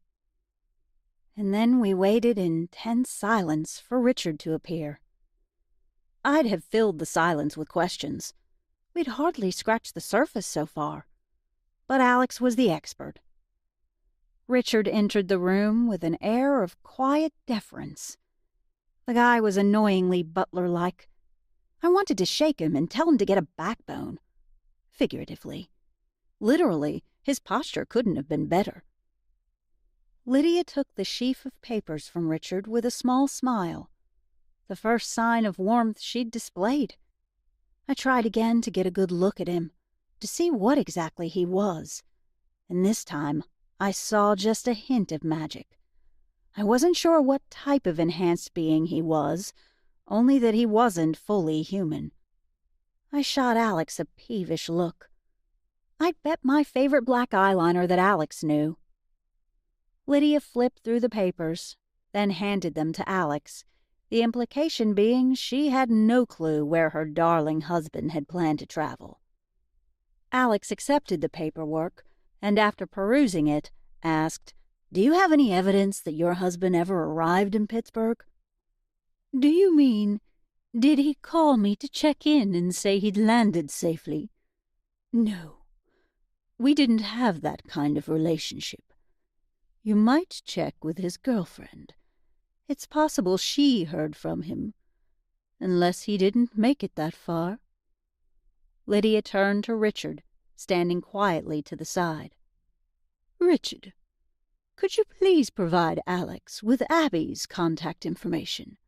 Brooks as well, so we've covered all the bases. Of course. Richard didn't look appalled. He didn't look anything. Just pulled out a small electronic device and started tapping away. After a few seconds, he moved to Lydia's desk and dashed off 2 numbers on a sticky note. I was closest, so I took it from him. He'd made note of the names and numbers of the women. That he had Robert's lover's contact information in his PDA didn't seem surprising to anyone else in the room, so I bit my lip. Occasionally, my suburban roots threatened to reveal themselves, and I liked to minimize their effect on my witchy life. Alex snatched the sticky note from my hand with a warning look. I smoothed over my features, trying for just a fraction of the blandness Lydia had mastered. With a husband like Robert, the woman probably had a lot of practice. Alex pulled out the printout of Chalmers' check from a file folder tucked under his arm and handed it to Lydia. Is this your husband's writing?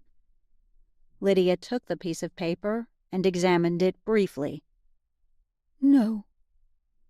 But she didn't return it to Alex, and I could hear the paper crackle under her tensed fingers. Does it look like his handwriting? Alex asked very softly, almost kindly. It does. Her fingers clenched, crumpling the paper. She looked down at the creased page with surprise, but then her features blanked again, and she handed it back to Alex without further comment. What makes you think your husband didn't write the check? Alex asked. The fact that it's for a burial. No golem in his right mind would make arrangements to have himself buried by a human. The idea's ridiculous, as you well know. Lydia gave Alex a cold, hard stare.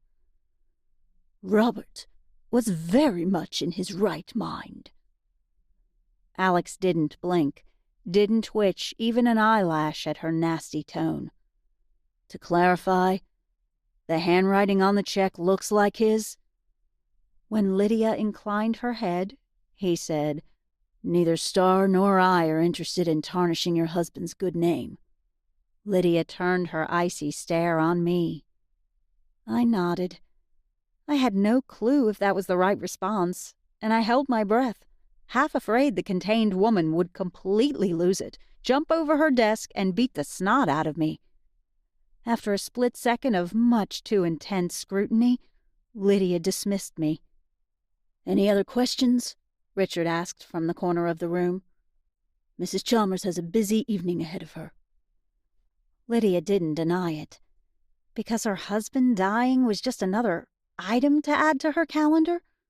The woman was like a snowy mountain peak hiding a soon-to-erupt volcano. Alex nudged me. Everyone but me was standing, so I rose to my feet. Lydia looked expectantly at Alex. "When should we expect the body?" Alex considered the question, probably adding in a few extra hours to compensate for Camille's perceived incompetence, then said, "Preparations should be complete by tomorrow early morning." Addressing Lydia, Ben said, "If you could provide a location, we can have Mr. Chalmers' remains delivered to your preferred funeral home. Again, I'm very sorry for your loss." He took a deep breath.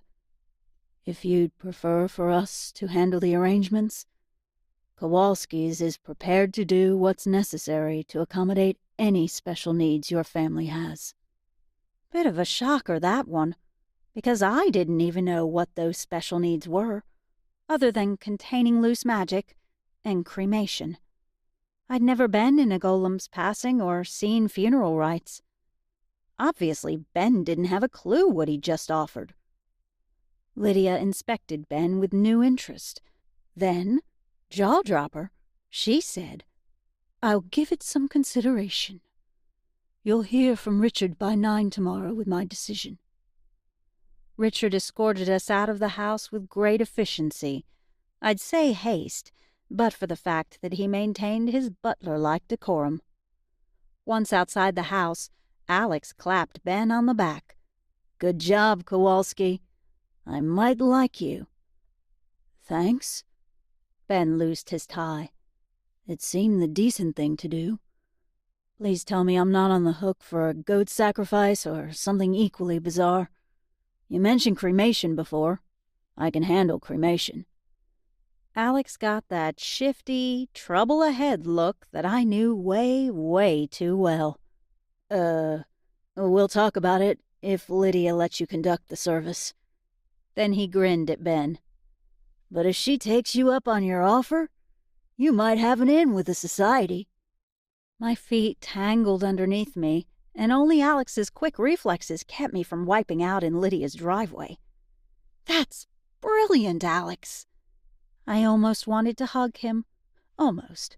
I was well past the breakup stage that included wanting to do physical violence to him, but hugs were a long, long way off. "You're welcome," he replied, with a touch too much arrogance. What did I ever see in that cocky twerp? Actually, that was unfair. He was an incredible wizard, and he had talent tempered by good judgment. He also had a big heart. Fine, he was a decent guy. He just wasn't my guy. He'd make some woman a fabulous boyfriend. Maybe. A long time from now, and after he'd forgiven himself for a past that had happened centuries before I was born. I shook my head. Not my problem anymore. Ben, on the other hand, I gave him a cheery smile. "We're keeping your brain in one piece. Have no doubt. But now we have an actual plan to do it." Chapter 11. The Mistress Did It. By my calculations, we were minutes from Brooke's house. I was driving, of course. No way I'd let Alex. He drove like a teenage boy behind the wheel of his first rebuilt Corvette, and I'd swear my Civic used to pick up extra creaks, groans, and rattles every time he drove it. We could have taken Alex's car, but then he'd be driving, and I'd be riding with my eyes closed and a death grip on the seat. I was starting to regret that decision. A dull throb beat behind my right eye.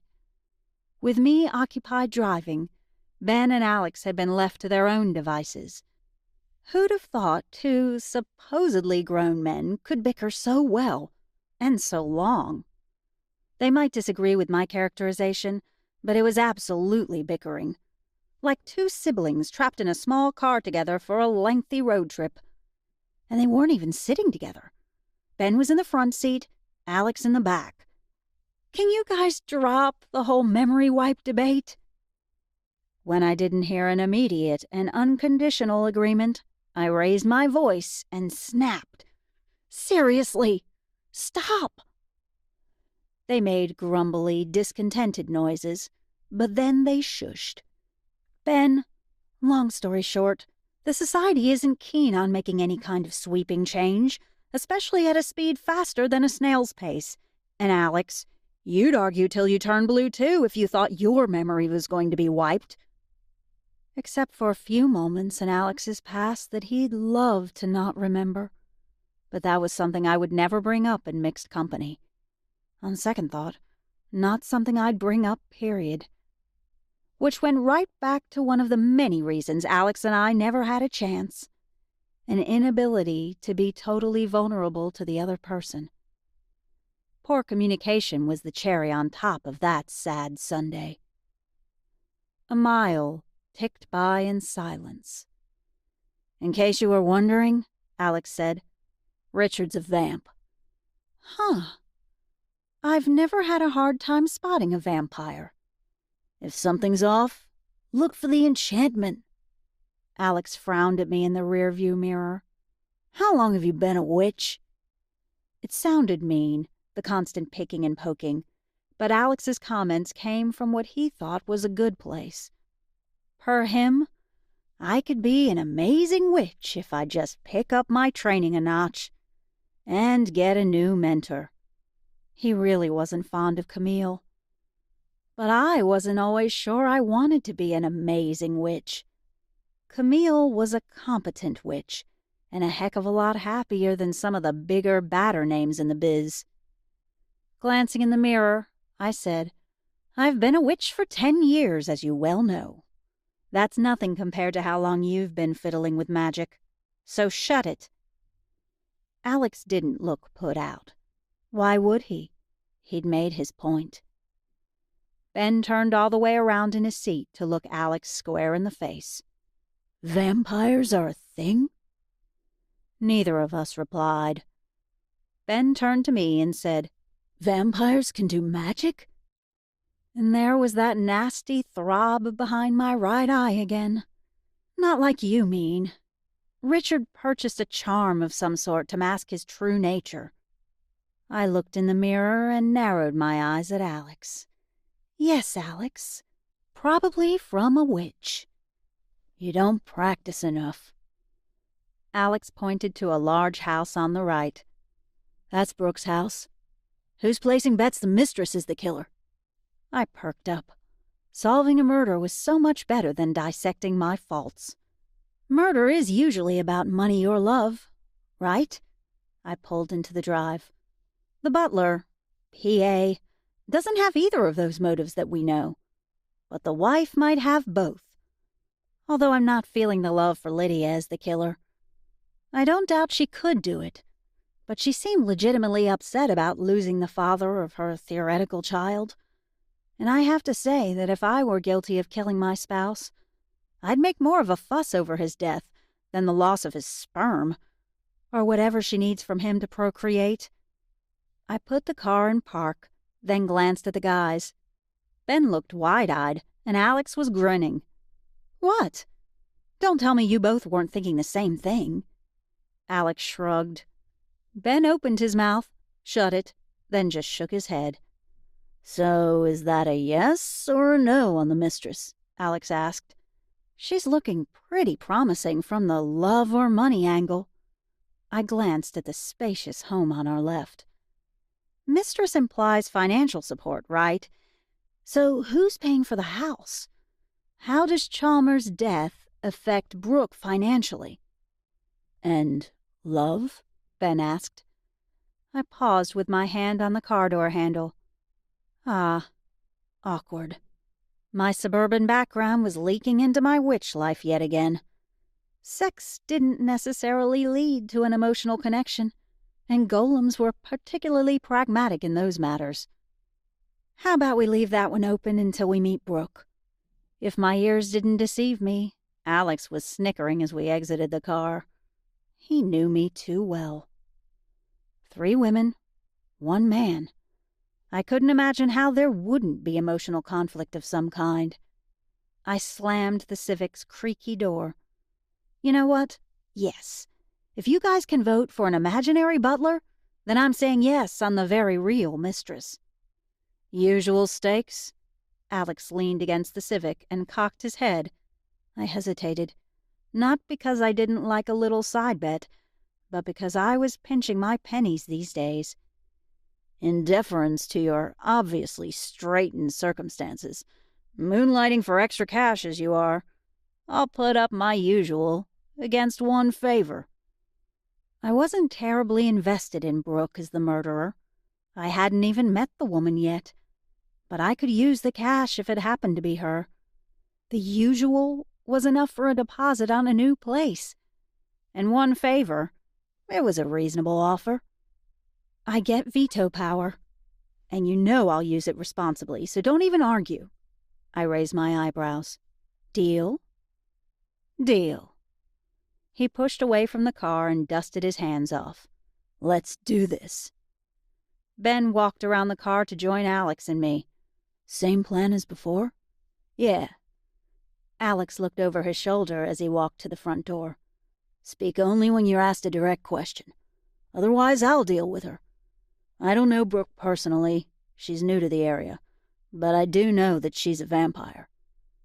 Probably a tidbit Alex could have mentioned after the meeting, since Ben went a few shades paler. On a red-headed guy, the result was a startling white. I pulled Ben by the arm. It's fine. Their eating habits are pretty civilized these days. Mostly, Alex said, before he knocked briskly on the door. I tightened my grip on Ben's arm and shot Alex a nasty look as I came to a halt next to him. His sense of humor could use some improvement, though he wasn't wrong. Chapter 12. Dancing with a Devilish Vamp. Ben managed to pull himself together pretty quickly. By the time a woman opened the door, he was only a little pasty under his freckles. The wide-eyed brunette who stood in the doorway looked more like a librarian than a mistress or a vamp. She was pretty, but in no way overtly sexual. Conservative clothes, comfortable but not unfashionable shoes, tortoiseshell glasses that accentuated rather than hid her eyes. Brooke wasn't anything like what I'd expected. Maybe she'd pass as the girlfriend, but the mistress? Then again, there was always the possibility she was another personal assistant. So, you're the investigation team. Richard rang and said you'd be over shortly. I'm Brooke Sanders. Robert's... She paused, and her eyes crinkled at the corners. Friend. Labels, stereotyping in general, might be a problem for me. My disbelief clung tightly, even in the face of her declaration. I'd give it some more thought when I wasn't face to face with a dimpled, smiling, wannabe librarian mistress. A decidedly cheery, not remotely mournful, librarian mistress. Since you've spoken with Richard, Alex said, and you're aware of Robert's recent death, perhaps you wouldn't mind answering some questions. She swung the door wide, then disappeared into the house. Alex didn't hesitate to follow, but Ben leaned close and whispered, Vampires can only come inside a house where they've been invited, right? Myth, Brooke called out from the back of the house. They have excellent hearing, Maybe I should have mentioned that earlier. Then again, I hadn't known Brooke was a vamp, so it hadn't been relevant. I apologized because it seemed the right thing to do, and Alex wasn't about to, then said, "Would you rather wait in the car?" Ben shook his head and marched his very pasty self into Brooke's house. If something happened to Ben, I would never forgive myself. I'd known him just over 24 hours, and I was already getting attached.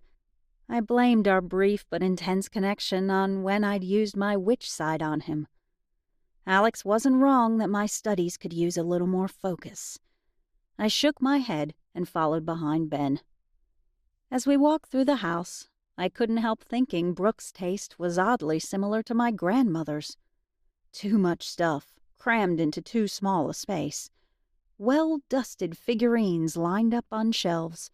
Pictures covering the walls from chest height to just shy of the ceiling, and far too much furniture for the square footage. Just like Grandma's place. I could almost smell lavender water, her favorite scent. I urged Ben to a quicker pace. As big as the house was, I felt like I was in a tiny, poorly ventilated closet. After a short, but much too long, jaunt, we found Alex and Brooke in the kitchen. In contrast to the rest of the house, the kitchen was sparse. The counters were clear of clutter, and the sun shone brightest in this room. A kettle whistled softly. "Tea?"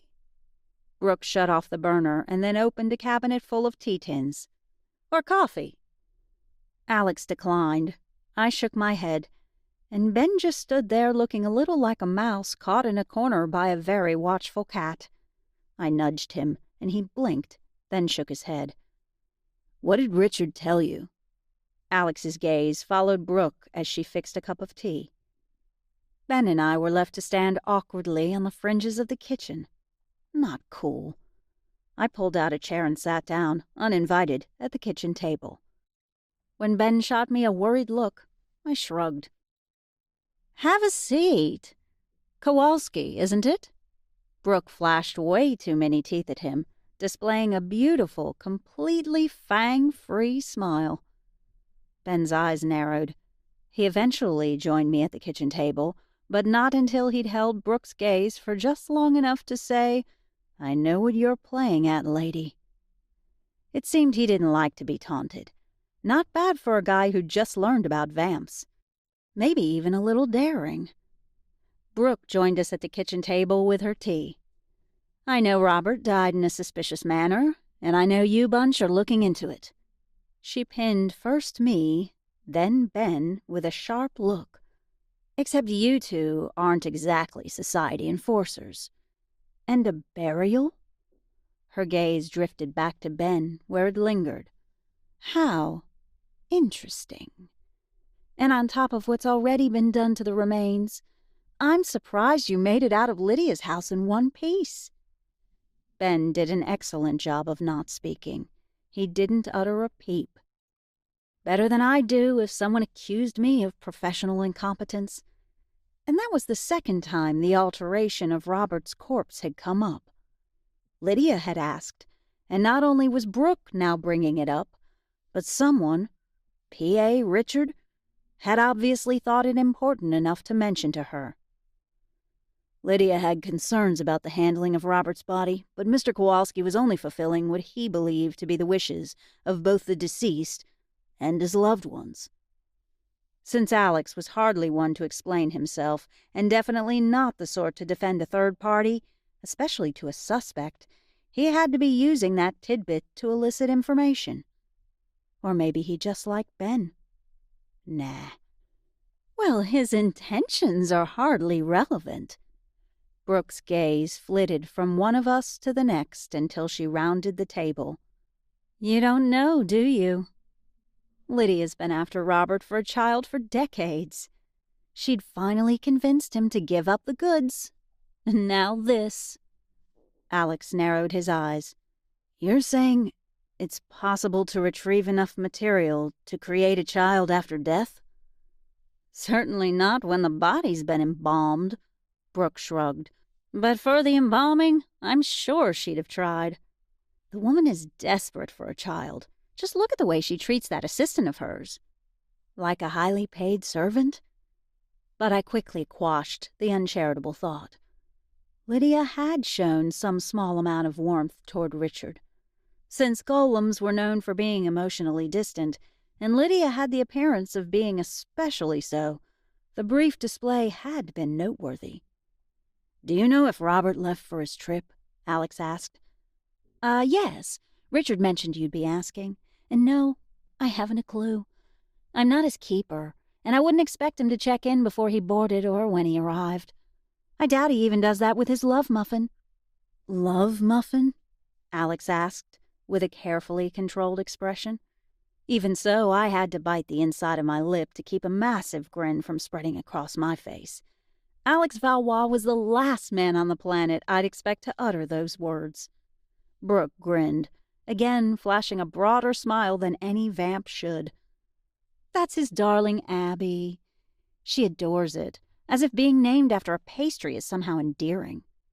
I shot Ben a discreet look, but he seemed to be handling sustained proximity to his first vampire and all those flashing teeth reasonably well. He certainly wasn't as pasty as he'd been when we'd arrived. "Did you know about his trip?" Alex asked. "Of course." Brooke ran her finger along the edge of her teacup, and her eyes crinkled in genuine amusement.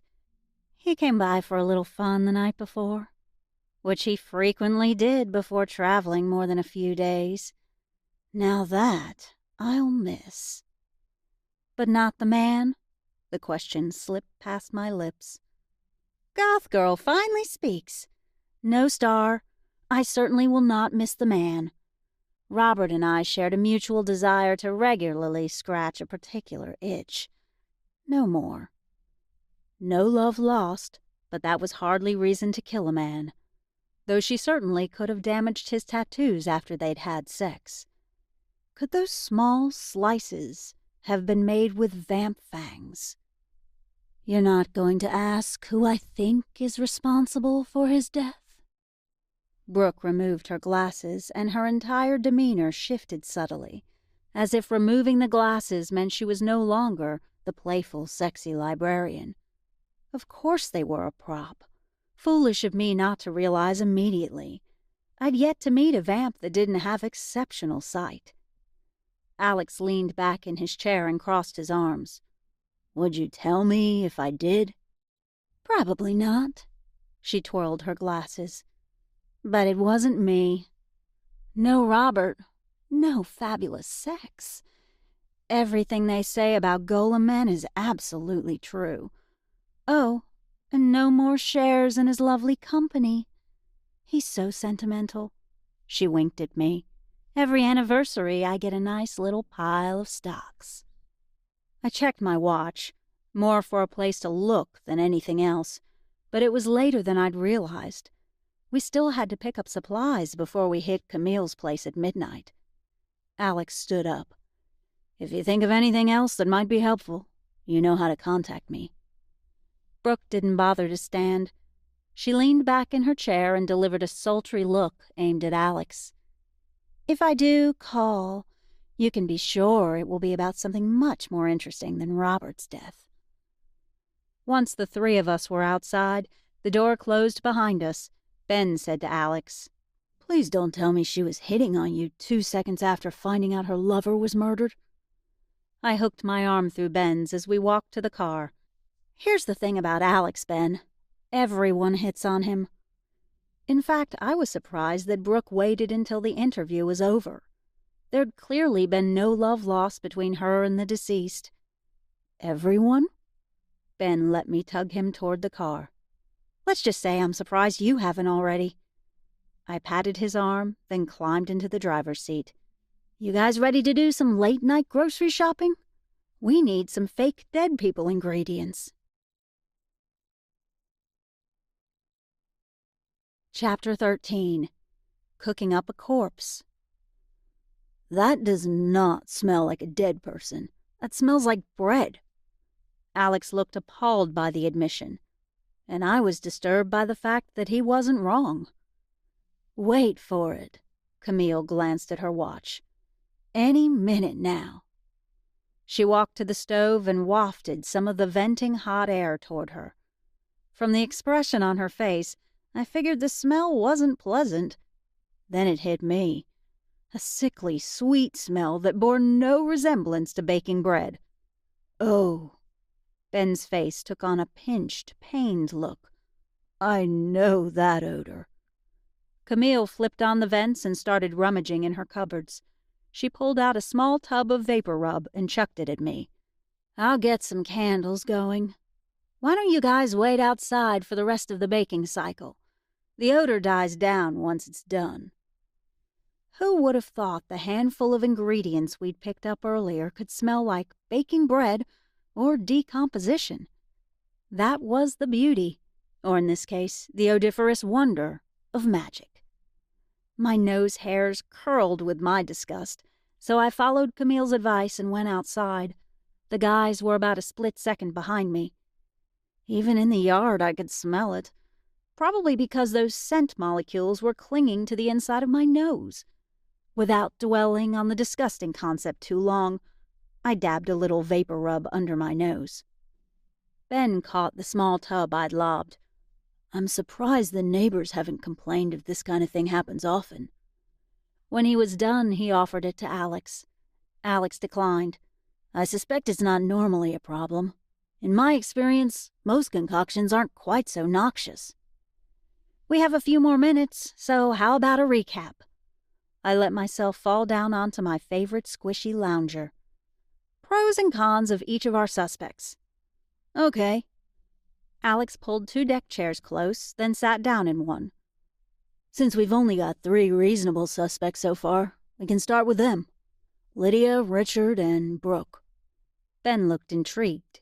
He planted himself in the second chair and said, Does Lydia inherit her husband's wealth? Is there any way we can check on that? I swallowed a smile when he said we. Ben was well and truly hooked on solving Chalmers' murder. In no way was untangling the details behind a client's death part of even the best funeral home services. Alex didn't seem to notice my bemusement. We'll have a look at the will tomorrow, but I suspect you're right. It would be typical for the other women to get substantial single payouts, but the surviving spouse should receive the bulk of the estate. Right. So Lydia likely benefits financially, but also she loses the immediate ability to conceive. Ben frowned. Or whatever golems do to create children. That's murky, Alex said. I can tell you it takes time, requires each parent to make a magical contribution, and it's difficult. The number of children in golem families is always small. Well, Lydia didn't seem to be hurting financially, and we saw ourselves how much she wants a child. Ben leaned back in his chair and propped an ankle on his knee. I say we put her on the back burner for now. There hadn't been an opportunity for him to change, but he'd removed his jacket and tie and unbuttoned the top 2 buttons of his shirt. He looked more comfortable in his skin than he had earlier, which was an odd thought, because he'd looked perfectly at ease in a suit yesterday, and slacks and a sports coat earlier today. He wasn't one of those guys who looked half-strangled in a tie. Interestingly, Alex said, Brooke brought it up as well. When I blinked in confusion, Alex added, Lydia's desire for a child? Then his eyes got all crinkly at the corners. He was definitely laughing at me. You tired, Star? You seem a little distracted. He glanced at Ben. The jerk knew where my mind had wandered. I don't know how, just that he did. I shot him a warning look. He certainly didn't harbor any lingering romantic feelings for me, but he wasn't opposed to making me squirm over another guy. All of Alex's baggage predated me. There was 0 doubt in my mind that he held any sort of torch for me. Sticking to the more interesting subject of murder, I said, let's keep Lydia on the list for now. Just until we confirm she's as filthy rich without her husband's estate as she appears. I crossed my ankles and tipped my head back. What about Richard? Maybe he was jealous of Lydia's relationship with her husband. He seems weirdly protective for a vamp. I thought vamps were supposed to be sociopaths." Ben choked. After Ben finished his coughing fit, Alex said, "Not necessarily. I know at least one who is intermittently pretty cool." Turning to Ben, he added, "But generally, vamps are to be avoided." "No problem." The words came out a little wheezy, because Ben was still catching his breath. The transformation alters brain chemistry or rewires the brain in some way. I've never met a vamp who wasn't significantly different post-transformation. I sat up enough to look Ben in the eye. "Just to be clear, that doesn't happen with witches. We go in human, we come out just the same, just with more magic. No blood drinking and no scrambled personalities." "So you say," Alex muttered. I was about to lob an energy ball when the back door clicked shut and Camille joined us. "Shame on you, Alex. You know perfectly well that a witch's transformation doesn't alter her personality one iota." She made a disappointed tisking noise at him. "You're just trying to push Star's buttons." But I didn't get off scot-free. She turned and pointed. "And you. Don't think I didn't see that pink glow. No throwing energy balls in the backyard." I felt a wee bit mothered, and not in the warm, fuzzy way. I probably deserved to be grounded, since Alex could make me act like a teenager. Not sure what his excuse was, since he was way, way older than me. Alex hopped to his feet and pulled up another chair. "Our corpse is done, I presume?" She settled into her chair. "It's cooling. We need only assemble the pieces and cast a binding spell on it so it doesn't come apart before the ceremony. Is this an open casket affair, Ben?" Yes." Such a shame the service had already been announced. Otherwise, we could have quietly made it all disappear. No baking up corpses in the middle of the night. No sham services." Ben looked uncomfortable with the idea, but didn't protest. I didn't see how he could. He'd met the widow, and he knew the public ceremony hadn't been the wishes of the deceased or his family.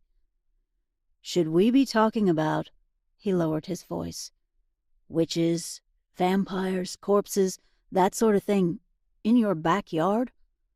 Camille's laugh carried through the backyard, but only so far as the protection she'd laid out, no farther. "We can speak openly," I said. "There are protections all along the fence line to prevent any kind of eavesdropping."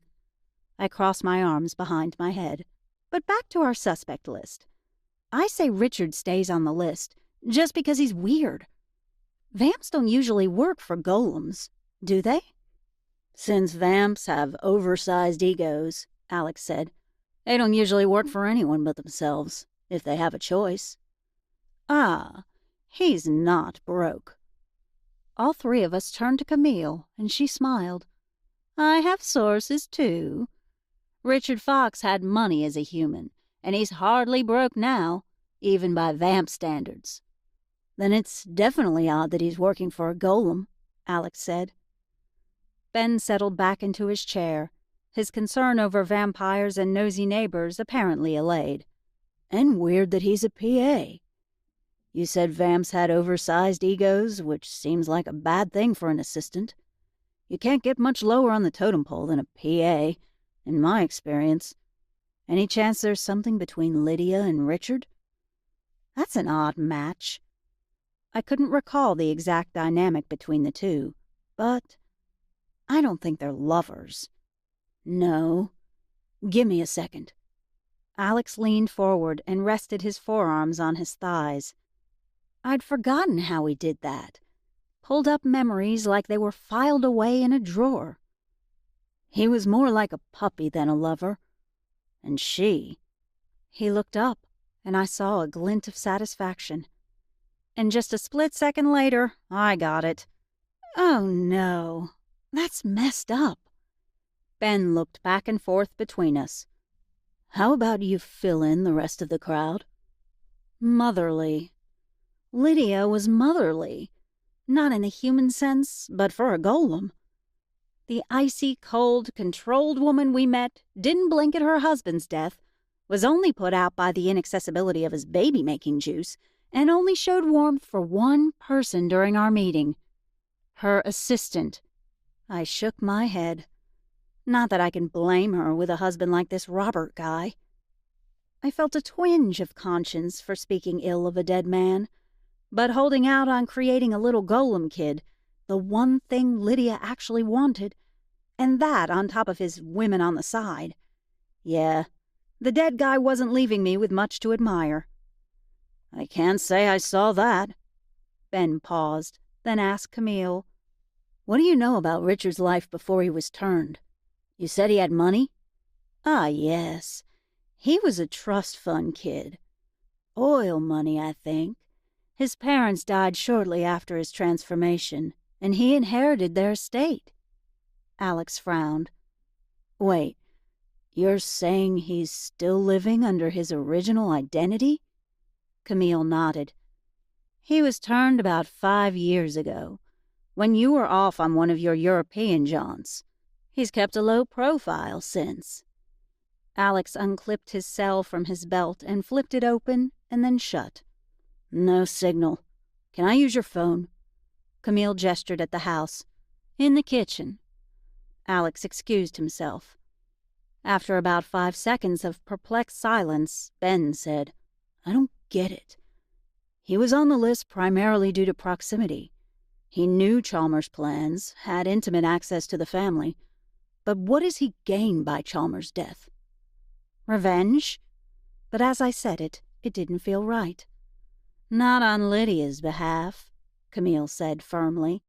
"Except for Alex's friend Wembley, I've never met a vamp who acted out of anything other than self-interest." "Yeah, makes sense, since they have the reputation of a bunch of sociopaths. There's a reason people don't like vampires. Not that I'd met a large number of them, but the ones I had hardly left a positive impression." Ben gave me a funny look. "What?" I reviewed what I'd said. "Oh, well, there's a reason we don't like them besides the blood drinking, obviously. Except everyone had to eat, right?" That thought I kept to myself. Ben was doing really well with the idea of witches and wizards. No reason to overload the poor guy. Maybe I needed this job at the funeral home more than I realized. It was possible I was losing touch with normal people. It's not like I spent much time at home with my mom, and the few friends I had were all witches and wizards. Alex returned from inside with a curiously blank expression. I knew that look. Whatever he'd learned from the phone call he'd just made, it wasn't good. Richard killed his parents. Definitely not good. He dropped into his chair with loose-limbed ease, but I could see the telltale signs of the stress, no, the anger, that he was trying to hide. The fine lines around his eyes deepened, and his jaw firmed when he was upset. "Apparently, the rumor flourished while I was away, but died before I got back in the country." "You're certain?" Ben asked. A small muscle ticked in Alex's jaw. "Cornelius said it's a quietly acknowledged fact." "Cornelius is Alex's boss," I told Ben, in case he'd forgotten. Ben looked appalled. "If you're all so sure, why is this guy not locked up? How can he walk around like he's done nothing wrong?" I bit my lip. Hard. Sometimes I got a sick feeling in the pit of my stomach that I'd made the wrong choice all those years ago. I'd only been 15 when I'd chosen a path that would alter my life forever. Becoming a witch was a process, but once completed, I'd been transformed. There was no going back. And sometimes, like right now when I was faced with the harsh reality of my choice, I wanted to pummel something. I tried kickboxing, but it just made my neck hurt and gave me migraines. Maybe I could pummel Richard. Even with these flashes of uncertainty that I occasionally got, in my heart of hearts, I knew I'd made the right choice. I hadn't been born a witch. Magic had chosen me, and I accepted the transformation. I'd been made. That was what they called it. Made versus born. But I'd always had the spark of magic inside me, and I'd be miserable without an outlet for my talent. But there were days when living within this hidden world, with its skewed priorities and wretched sense of justice, twisted me into knots. Alex reached down and clasped the hand I'd clenched above my midsection. "We'll fix this." He squeezed my fingers and then let go. Turning to Ben, he said, "Enough. We'll make this right. But you have to understand there are some things we don't have control over.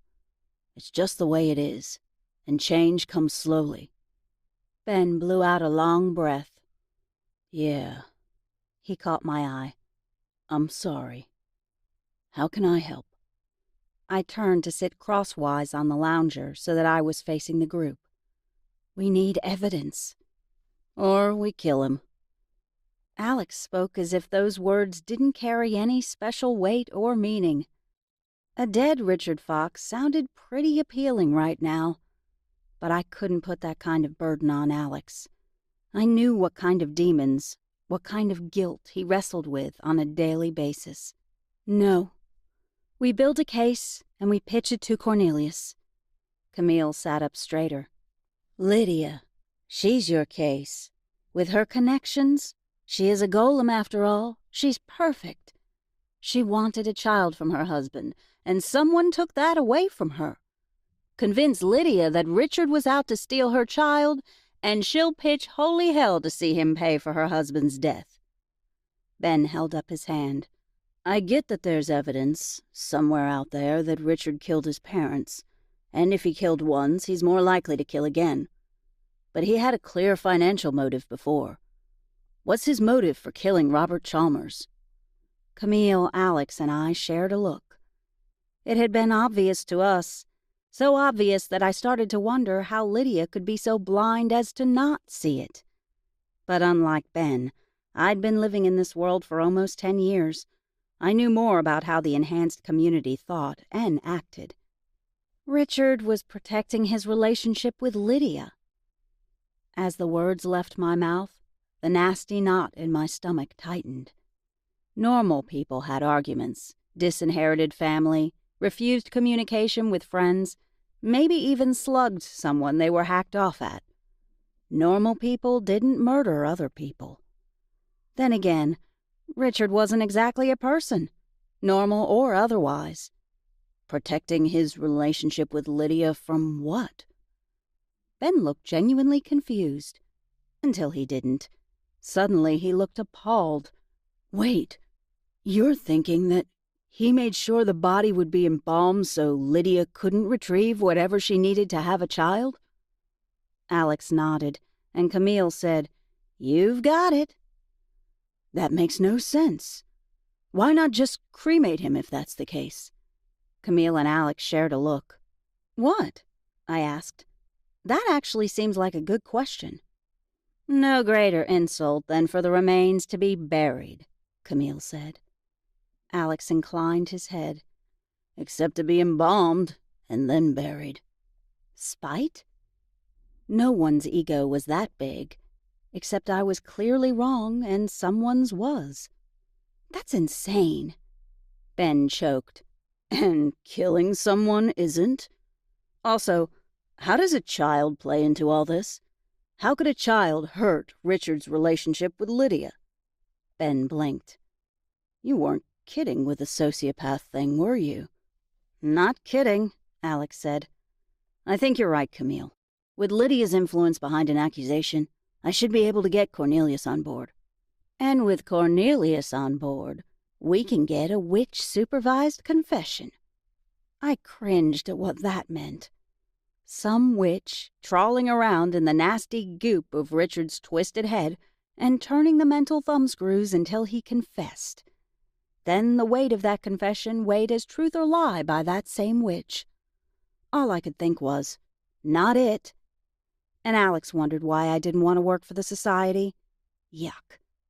"We'll need some kind of evidence, but that wouldn't go far without Lydia's support." Alex paused, then said, "You know, killing him would be easier." Camille sighed. "It really would. But that just won't do. You want change. This is how you get it. It has to start somewhere, so we started here." I nodded. "And now?" Alex nodded. He looked more resigned than hopeful, but he'd had a lot of the idealism beaten out of him over the years. What was my excuse? Camille stood up. "I need a drink. Anyone else?" On that, we were enthusiastically, unanimously in agreement. Chapter 14. That voodoo that you do, that isn't voodoo. Funny how, in a stressful situation, booze could unite all sides. Alex, Camille, Ben, and I filed into the house in search of wine, or tequila, and found something else entirely. Baked goods of the very inedible variety. Not that we'd forgotten about the cooling body parts. We'd just let other concerns take over for a moment. Camille's lace tablecloth made a particularly disturbing backdrop for the haphazard display of arms, legs, feet, and other parts that she'd left cooling on racks. They all had the color of cooked dough, but the shape of very real human body parts. It was disconcerting, to say the least. Too late, I recalled that Ben might be particularly disturbed by the sight. I turned to him, expecting the pasty complexion I'd seen when he learned about vampires, but he looked fine. Better than fine. His eyes were wide with wonder. "This is amazing. They're so realistic." Ben reached out a hand, then stopped himself. "Can I touch them?" "Absolutely." Camille beamed at him. "When we're done, you won't be able to tell the difference between the fake Chalmers and the real one." "Wow. Does this type of work have any medical applications? Prosthesis, for example?" I shook my head and wandered over to the bar, leaving Camille to explain the magical facts of life to him. Tequila was calling my name. I could handle a few shots without deleterious effect, and wine just wasn't gonna cut it. "I like him," Alex said softly from just behind my right shoulder. "He's my boss, Alex. He's barely that. I've worked for Kowalski's funeral home less than a day, and I'm pretty sure it won't be much longer. Seriously, would you keep me on after this?" I poured myself a shot of tequila and threw it back in one swallow. With a little gasp, I said, "Good stuff." "You're working on the assumption he'll remember any of this." He lifted an eyebrow when I poured another shot. I rolled my eyes and filled a second shot glass. Handing him the glass, I said, "Prost." We clinked glasses and downed the second, or third, best tequila I'd ever had. "Hey now," Camille hollered. "Take it easy. That's the good stuff. Pour me a shot before you drink it all." Ben eyed us all like we were crazy. "I didn't know there was good stuff tequila." He declined when I offered to pour him a shot. "Maybe you guys can clue me in on the plan while we assemble the fake Mr. Chalmers." "We have a plan?" I tipped my glass at him and tossed back another shot. "I'm thinking yes. Now you just need to clue in the new guy." Alex lifted his glass to Ben. "And that, Star, is why I like this guy." Alex took a sip. How he could sip tequila I'd never understand. Then said, "I do have a plan. First, we verify that Abby wasn't involved. I think we can use her help." Hands on her hips, Camille said, "No. First thing we do is assemble the fake Mr. Chalmers and get him out of my house. I don't want my neighbors stumbling on the human meat feast we've got going on here." Wow, she was right. Laid out on the table, on drying racks that could equally be viewed as bizarre serving trays, were hunks of... Nope. I nudged thoughts of cannibalism aside. I think she has a point. There's a creep-tastic factor here that wouldn't go over well with outsiders. Let's get this corpse built. An hour later, all the pieces seemed to be in place, each connected by a minor binding spell. What looked like a doughy outline of a man rested on Camille's dining table. "So, how do we animate him?" At Ben's worried look, I added, I mean, make him look fully human. That's the trickiest part, Camille said, after mixing the dough. She retrieved a few supplies from her pre-mixed potions cupboard, which was one of several reasons Alex kept harping on me to find a new mentor. The more powerful the witch, the less prep work and paraphernalia was required for any particular task. Camille leaned heavily on potions that she spent a lot of time and energy preparing in advance. She was effective and loved what she did, but she didn't have the sheer wattage of some other witches in the area. And I didn't regret my choice for an instant. Camille flashed one of the vials at me before placing it on the counter, and a laugh burbled up in my chest. I remember that one. Camille fetched a few more small bottles, explaining as she lined them up. Star accidentally inhaled some of the fumes. She shook a finger at me. After I warned you twice. You did. Ben eyed me suspiciously. So, what happened? Everything turned purple. I twisted the bottle around so that he could read the label. Purple haze. Turning his incredulous gaze to Camille, he said, You have a special potion specifically for making people see purple? Camille chuckled. No, that's a side effect, but it seemed an appropriate name. And don't ask, you don't want to know what it's for. Ben inched away from the innocuous-looking blue glass bottle. Alex eyed the various bottles lined up on the counter with some doubt. 7 potions? Are these all really necessary? Do you want him to look, feel, smell, and decompose like a real person? Her motherly smile was freakishly at odds with the image of a decomposing Robert Chalmers. Alex lifted his hands. You're the expert. She raised her eyebrows and shot him a mildly amused look. Step back, unless you'd like to be seeing purple. Or worse. Alex, Ben, and I all took a big step back from the dough corpse on the table. Lips twitching, Camille started sprinkling the figure with a few drops from each of the bottles. I focused on the body using my magical sight, but didn't see anything until the last 2 potions.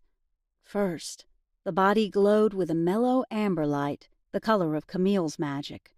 Then, when she added the last potion, the magic snapped into place. One moment a doughy bread man lay on the table, and the next, Robert Chalmers, version 2. Ben stumbled back a step. He moved. He shuffled back another foot. It moved. I swear it did.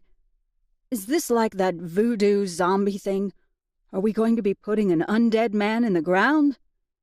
I glanced at the clock. It was 3 a.m, so I should probably cut the guy some slack.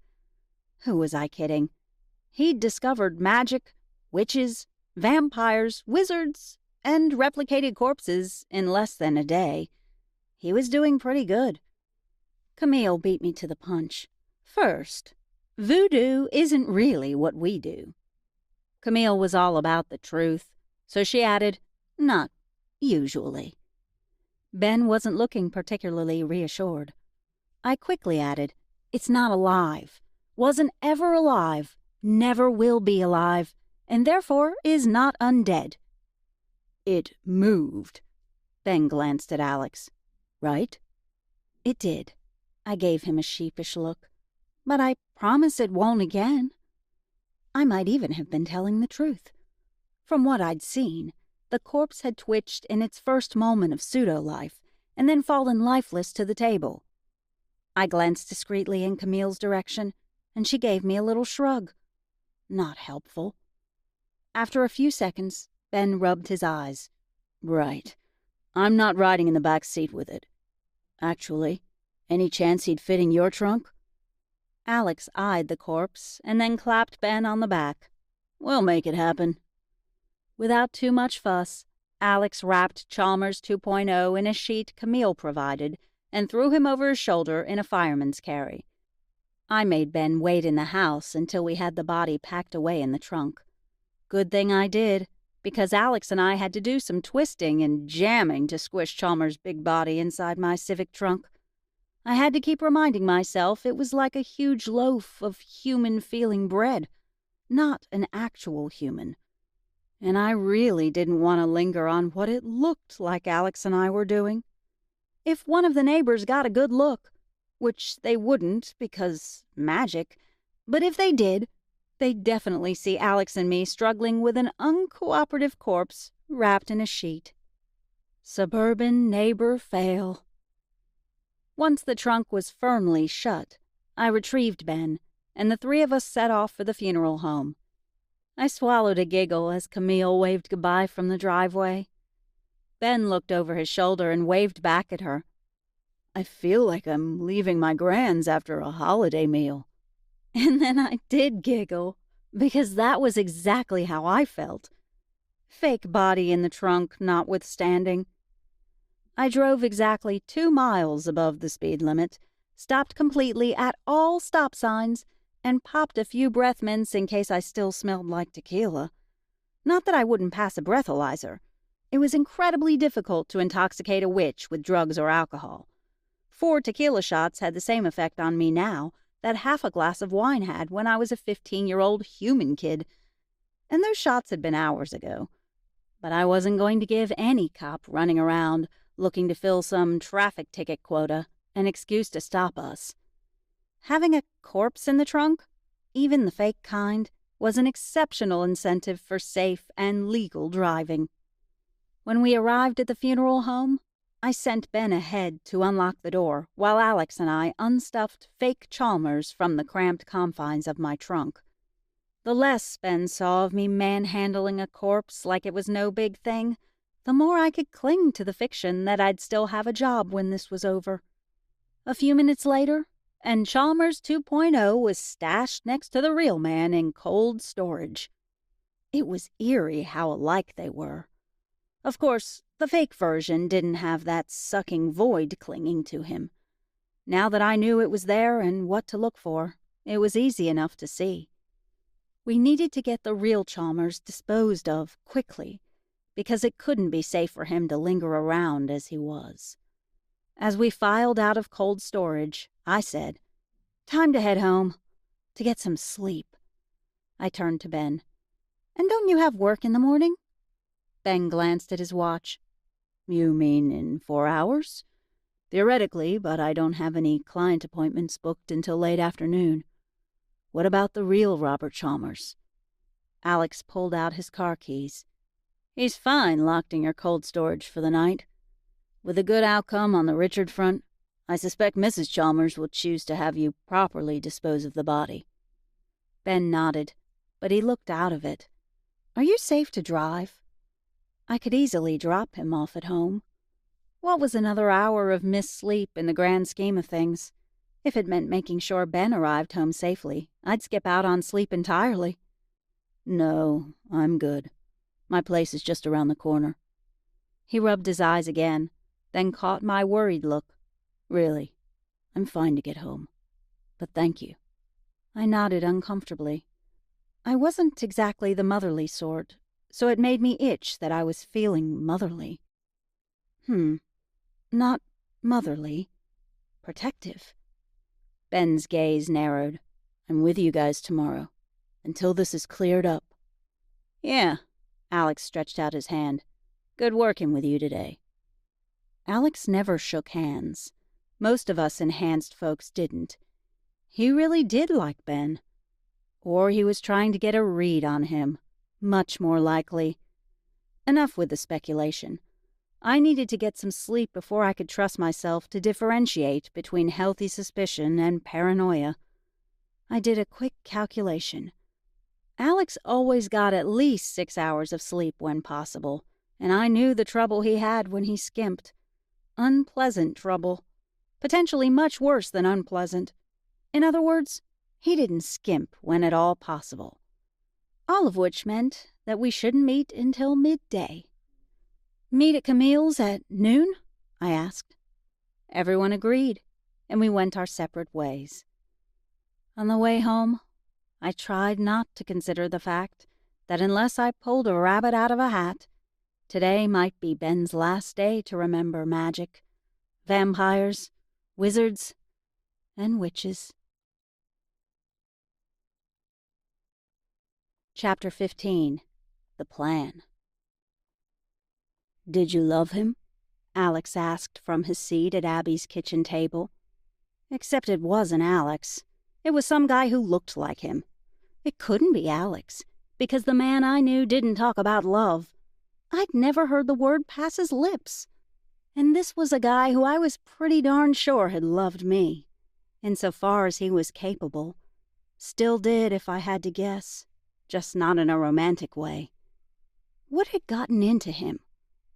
Abby, a.k.a. the girlfriend, had big doe eyes, and they were currently shining with unshed tears. "I did. I know it's ridiculous." She ran a knuckle underneath her eye. "The man was a golem." She gave Alex an exasperated look. "We all know what they're like." Alex handed her a neatly folded, pristinely white, monogrammed handkerchief. He had a serious stash of them. When I lived with him, I used to tease him about having an entire dresser drawer devoted to hankies. Neatly folded, not at all rumpled. Hankies. The man was a mystery in many ways, including his bizarre ability to maintain them in an impeccable state when the rest of his attire most closely resembled that of a college kid who'd overslept his exam. She dabbed at the corner of her eyes. "What do you need me to do?" We'd interrupted her at lunch. My first clue that she wasn't a vamp. But now, with the tears, it was doubly clear. Vamps didn't cry. Because they were sociopaths? Or because they were physically incapable? No clue. They just didn't. Vampires were weird. Abby wasn't a witch. That I could see even without my magical sight tuned to perfection. Wizard? Not that common for women to be wizards, but it happened.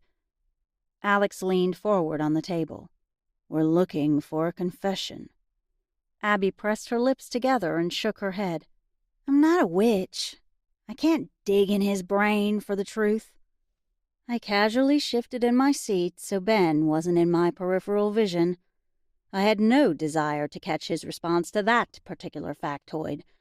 We'd been open about mind-wiping, and I'd even fessed up to having a peek inside his head.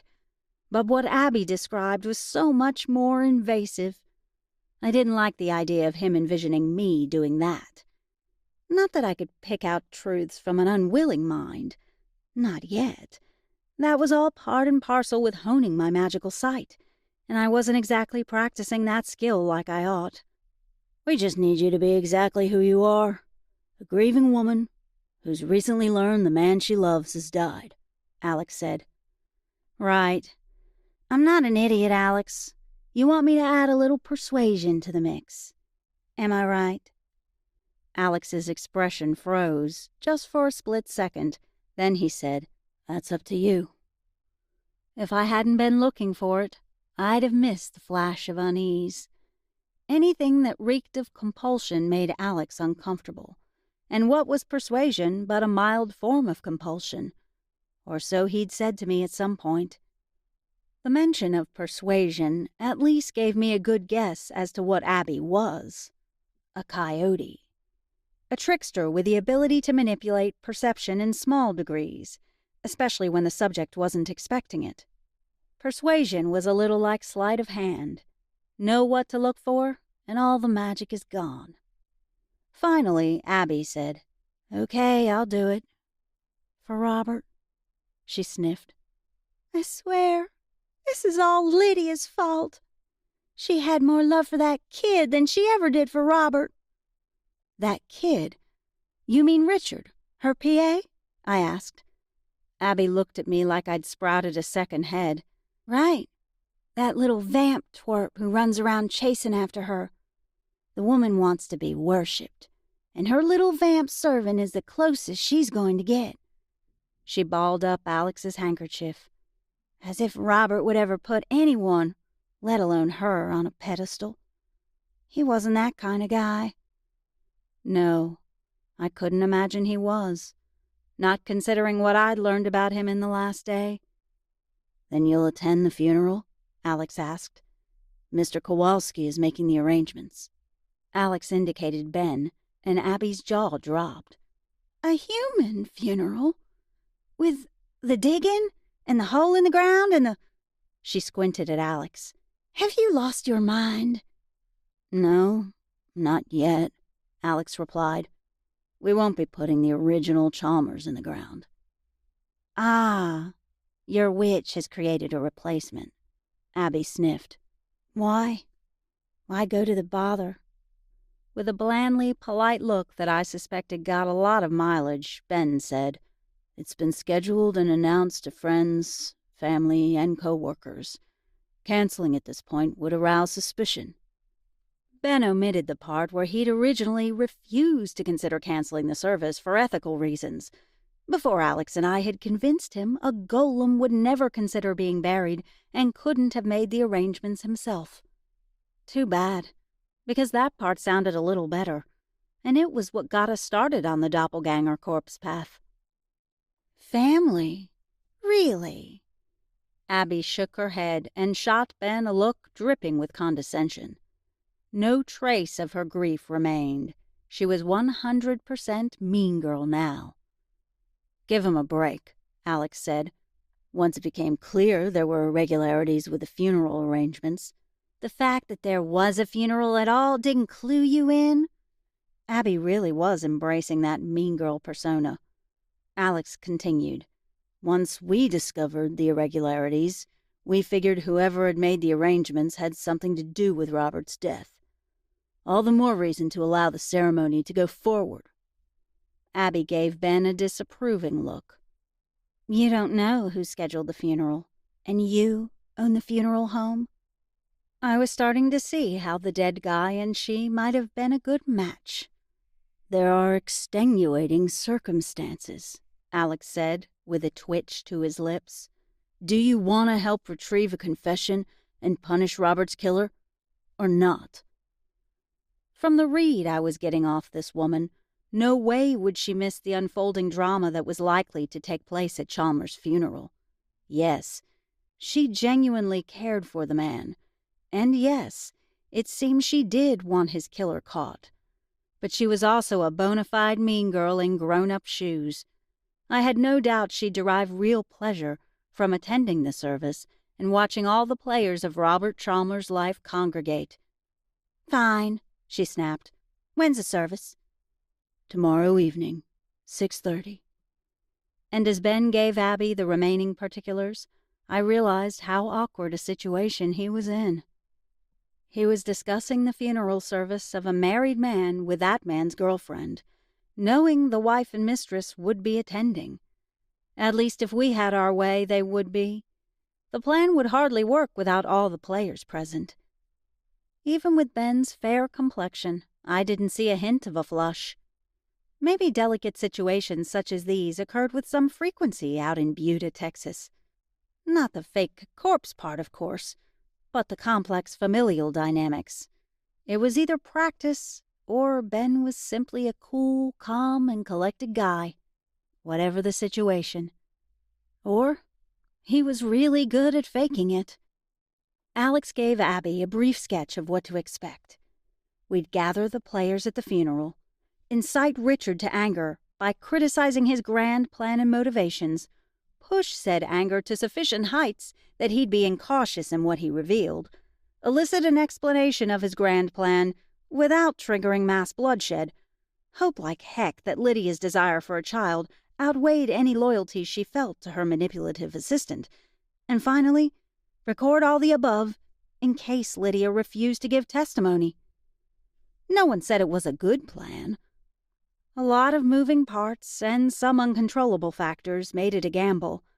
But Alex was especially good at thinking on his feet and adjusting on the fly, and I wasn't half bad at it myself. We'd make it work. When he was done, Abby shrugged and nodded. It might work. The transformation gave him the same narcissistic bent that so many vamps have, and then add in all the weird mommy issues.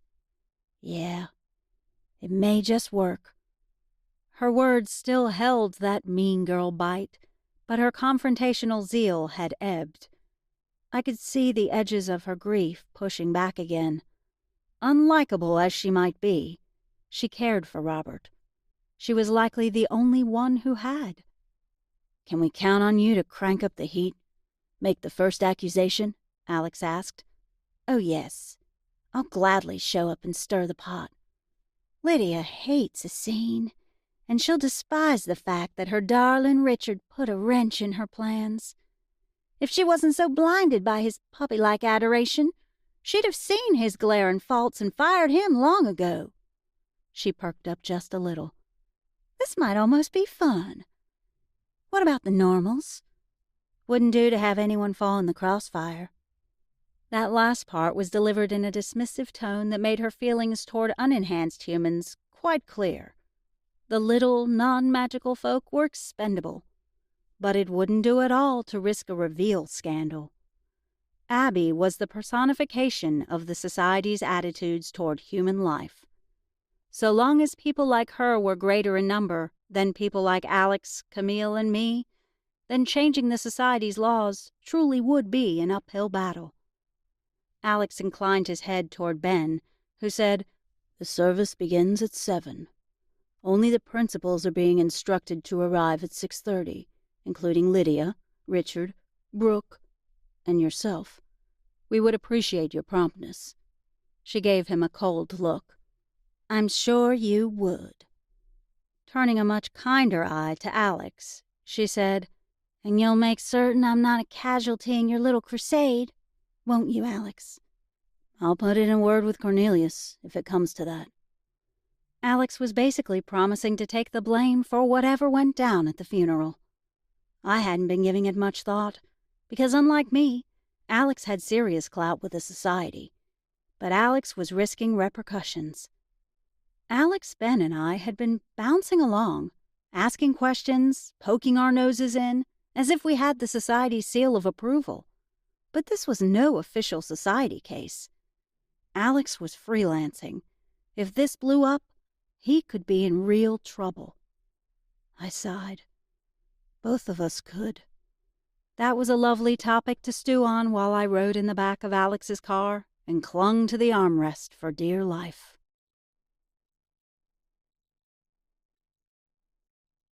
Chapter 16. The Other Plan. Alex, Ben, and I had the rest of today and tomorrow to sort out the details for the funeral. Alex had errands, whatever that meant, so he dropped Ben and me back at the funeral home with a promise to return at 9 this evening. Prep was tight, in part because Ben had been distracted from work concerns by his foray into the land of murder investigations, and also because he was technically down an assistant director, since his had retired and he hadn't yet replaced her.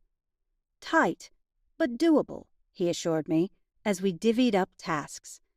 And I would have agreed with him, up until about 3 minutes ago. Kinda hard to finish prepping for a funeral service while hunkered underneath the spare desk in the prep room, which was exactly where Ben and I currently were. Leaving didn't seem wise, since we were being shot at. Talk about sucking all of the joy out of my work. I'd constructed a shield using the existing surface of the desk as a foundation, but I hardly had experience with gunfire and sure as heck hadn't tested it in these conditions. Funny thing was that we really did have a productive afternoon. I wasn't scheduled until later in the evening, but circumstances being what they were, I figured I could volunteer my time until the official clock started for me at 7 p.m. The prep room filled with the loud report of a gun being fired indoors, deafeningly loud, as it turned out, even with the sound filter I'd wrapped around us. I reconsidered my choice to volunteer my time today. If I was being shot at, it would be cool to be paid. Then again, I suppose Ben and I were only on the wrong side of a gun because of me, so yeah, probably a bad idea to ask for my regular hourly rate, let alone hazard pay. On the bright side of this utter mess, we didn't have to worry about the original plan falling apart.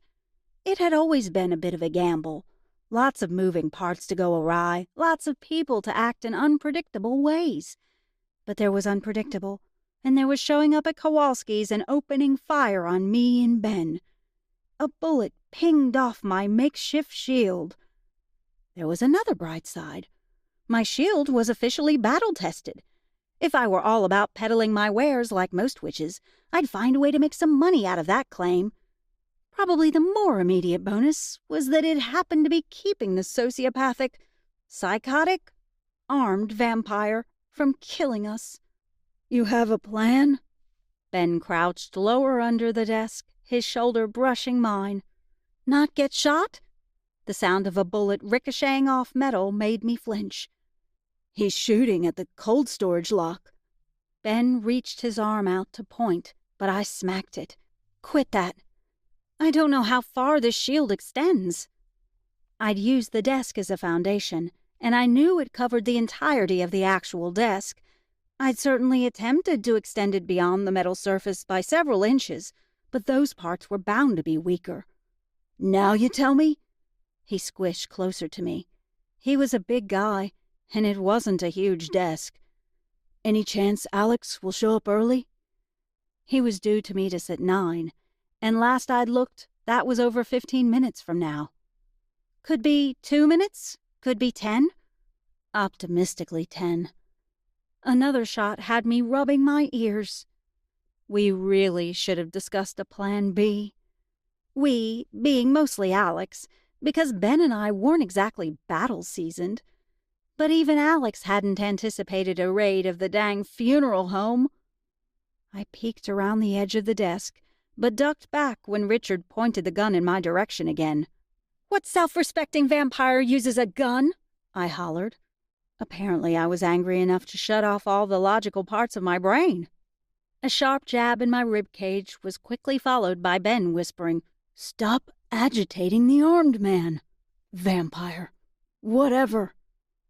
Since I dropped the sound filter around us to deliver my less than zinger-like jab, Richard heard Ben's comment as well. "That's right, Star. Stop agitating the man with the gun." Richard fired another round at the cold storage.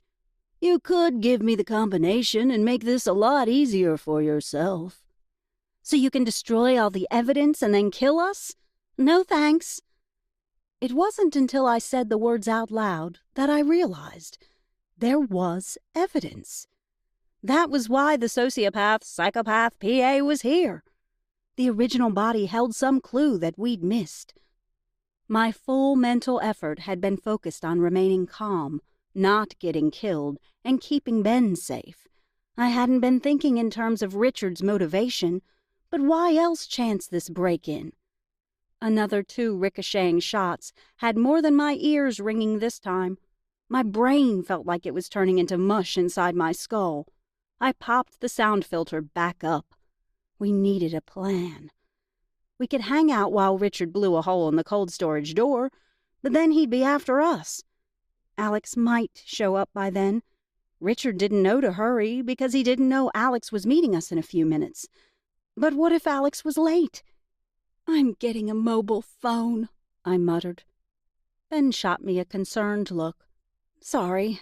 It's just come up a lot lately. Seems to solve a lot of problems." "But since we don't have one..." "We could make a run for it, but I'd have to construct a much less reliable shield. I wasn't interested in taking that kind of chance, especially since maintaining any sort of protection while moving would be extremely difficult. I honestly wasn't sure I was up to it. From what I'd seen, Richard didn't have vamp speed. He was a baby vamp, so that wasn't surprising. But I'd been squatting under the desk long enough that one of my feet was falling asleep, and the Doc Martens wouldn't help with speed. Ben? Ben might be fast. It was hard to say. But really, that was moot without a workable shield. Ben poked me. "Ow! Stop it. I'm thinking." Actually, I was done thinking. I only had one real option. Magic. Small problem. I'd never actually hurt someone with magic. "Think faster." Mentoring with Camille meant I was pretty strong in potions, charms, and chants, but those all required prep time I didn't have. And Richard just kept firing. Maybe I should have counted, except I had no clue how many rounds his semi-automatic held, so it didn't matter. Besides, he seemed like a prepared sort of psychopath. He probably brought extra clips. Seriously, faster would be good. Can't you zap him with one of those magic balls? Since I'd never tried to do more than singe with one, I hadn't a clue. Yeah, absolutely. Maybe it was lying, or the flying bullets, but I was feeling a little lightheaded, very scattered. Neither was good for focused magic. I leaned close to Ben. He was here, and I needed to ground myself quickly.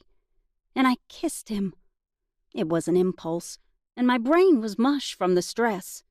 But it worked. I focused on his lips touching mine, and nothing else, until I felt the hum of magic pushing at the periphery of my awareness. I placed my palm on his chest. Stay here. I took that zing of magic I'd found and molded it into a ball. Here was the trick. As I shaped it and bent it to my will, I let the fear and the anger I'd been hiding behind a false sense of calm seep into the small ball. And then I let it fly. The room shuddered. Debris flew. Smoke rose. A mini war zone created with a single burst of pissed-off witch magic. I exhaled. A mess of dust and plaster was barely discernible through the smoke. Looked like I had a lot of anger and a good amount of fear locked up inside me. More than was generated by today's confrontation. A lot of carefully buried emotions had been unearthed as I'd yanked them into the grenade of magic and angst I'd constructed. No need for anyone to know how I drummed up that much juice on short notice. The buried emotions and the kiss were tidbits I'd keep to myself. I would, however, be mentioning my exceptional aim. I touched my ears. They were still faintly ringing. And Ben. I turned to make sure he'd stayed behind the desk and my shield where I'd left him. He looked unharmed, but he'd emerged and was surveying his prep room. He was covering his mouth to keep the plaster dust out. That was how bad it was. Wild guess? His insurance didn't cover acts of magic. Unemployment, here I come. At least I had my under-the-table witch gig at Camille's store. It wouldn't pay for a new apartment, but I wasn't about to starve any time soon. I rubbed the grit out of my eyes and inspected the room. The cold storage looked intact. Bonus, I hadn't blown up what might turn out to be our only evidence, especially if I had blown up our killer PA. Oops, I whispered, but Ben wasn't looking at me and didn't turn at the sound of my voice. The poor guy. From the look on his face, he was thinking about insurance too. Then he said something, gave me a concerned look, and pointed, emphatically. I turned back to find the smoke haze gone and Richard intact, passed out cold, maybe dead, but definitely in one piece. He twitched. Not dead then. Another energy ball? But maybe this time with fewer repressed emotions fueling it. I'd hate to accidentally burn down the entire backside of the building.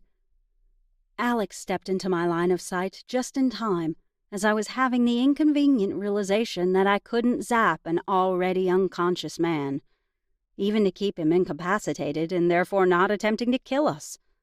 An extremely inconvenient realization. About time, I said. Alex winced as he held up a hand.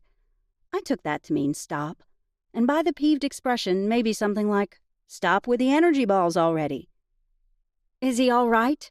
I asked, pointing at Richard. Alex paused over Richard's body, his once more very still body. My stomach roiled. What did I care if the guy was dead? He was probably getting hung in the next day or two anyway. My hand drifted to cover my midsection, and I had to take a few breaths to quell the nausea. Dead by me was different from dead by someone else. At least my stomach thought so. Alex turned away from the body and mouthed something. I shrugged. "I can't hear you." Alex closed his eyes with a pained expression, so I turned to Ben. He lifted his finger to his lips, at which point the light bulb came on. I finally noticed the roar of silence in my ears. It was the blood-rushing shush of nothing. The ringing in my ears had faded, but so had my hearing, and I hadn't even noticed. I must have been yelling my head off. I turned my back on Ben, Alex, and possibly dead Richard. I needed to focus. Most witches could speed minor healing. I thought I could do it if the damage to my hearing wasn't too severe, and I remembered how to do it, though it had been a while since I'd tried. I stilled my thoughts, focused, thought pleasant, fluffy, healing thoughts, and got a big bunch of nothing. Worst witch ever. Ben popped up in my peripheral vision holding some brightly colored scrap of paper. He held it out to me. When I saw what it was, I couldn't help laughing. It looked like a tiny temporary tattoo of a skull and crossbones, the traditional label for poison, but in reality was a healing potion. I'd impregnated the paper with a nifty little potion I'd learned from Camille. Bright pink, because I thought that color would most offend the macho wizard I'd thought Alex was. But he just smiled one of his oh-so-rare smiles and thanked me. Since it had been a gift when we'd first been an item, before we'd even moved in together, he'd been carrying it around in his wallet a long time. Maybe there was a sentimental bone or two in him after all. I took it from Ben, licked the paper, and stuck it on the back of my hand. I held my hand up and couldn't help but admire it. It was kind of cute. But then it faded away as the magic absorbed into my skin. My hearing came back in a flood of sounds.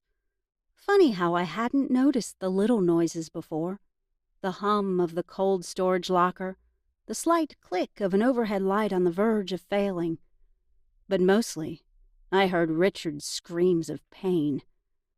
I rubbed my temple as I turned to see what Alex was doing to the very not dead vampire.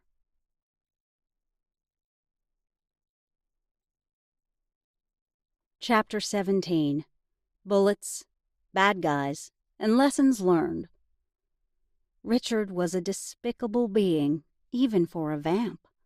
But that didn't make me any more comfortable with Alex's slice-and-dice torture strategy. The cuts were superficial, and he healed as fast as they were made, so there was no way they'd actually kill the guy. But I could barely watch. I liked to think my moral compass wasn't completely broken. The occasional fritz, but not broken, and my compass was saying no. Ben had followed me, and now stood next to me as we watched from 10 or so feet away in horror-filled fascination. Alex could use a sword with all the skill and dexterity that his age and years of practice allowed. If the result wasn't so disturbing, it would be pretty cool to see. "We should stop him," Ben said, but he didn't move. We should, but since Alex was asking what evidence the body in cold storage had, and no permanent damage was being done, and Richard was a sociopath. Then Alex cut him again, and Richard moaned again. No. I gritted my teeth. "Enough, Alex." And Alex stopped. He kept his sword out, but took a half step back. "You know what the society is going to do to you?" I asked Richard. He tipped his head in my direction, and his fangs slid out. A quiet hitch in Ben's breathing made me say, "Don't worry. Alex will gut him before we can twitch." I kept my gaze pinned to Richard's fanged visage as I spoke. His incisors retracted. Time for me to cook up some drama, or Alex was going to do some real damage. It would be society-sanctioned, but I didn't think Alex would be nearly as comfortable with his actions after he'd had a few minutes to calm down. Right now, he was acting in anger. At himself for underestimating Richard. At Richard for endangering my life and Ben's. Drama. I could manage just the smallest amount. It wouldn't take much at this point. Alex was pretty scary, and he was looming only a few feet away with his very large sword. I took 2 steps closer to Richard. "I'll just have a look inside your head. A lot faster than Alex's method, I think. It's too bad I haven't been practicing. Poking around in someone's head really should be more scalpel than hatchet, but—" I shrugged. Richard's face pinched into an unpleasant mixture of fear and hatred. What little sympathy I had, I wasn't wasting on him. Lydia, for her lost child, possibly. Abby, for her lost sort of love, maybe. But I didn't have an ounce of sympathy for Richard. A threat had no value when it was clearly a bluff. So I wouldn't bluff. I got ready to trawl through the nasty pit of sludge that was likely inside this vamp's head. Practice makes perfect, and Camille had been giving me grief about my inattention to this particular area of study. I took a breath and let my gaze slide to meet his. He cringed. "Stop!" Since I hadn't done anything, that was easy enough. I crossed my arms and tried to assume a menacing expression. Clearly Richard believed the murmurings of pain and permanent damage certain witches' subjects suffered. Since the murmurings were spot on, that was wise of him. Alex shifted his weight, disappeared his sword into the invisible sheath on his back, and clicked a button on the tiny recorder in his back pocket. It was all one fluid motion, and he cleared his throat to cover the sound of the machine he'd switched on. "Why were you trying to destroy Chalmers' body?" I wanted to know how Alex had known to bring a recorder tonight. Richard looked at him like he'd lost his mind. "Are you serious?" Alex gave him a hard-eyed stare, and I again shifted my gaze.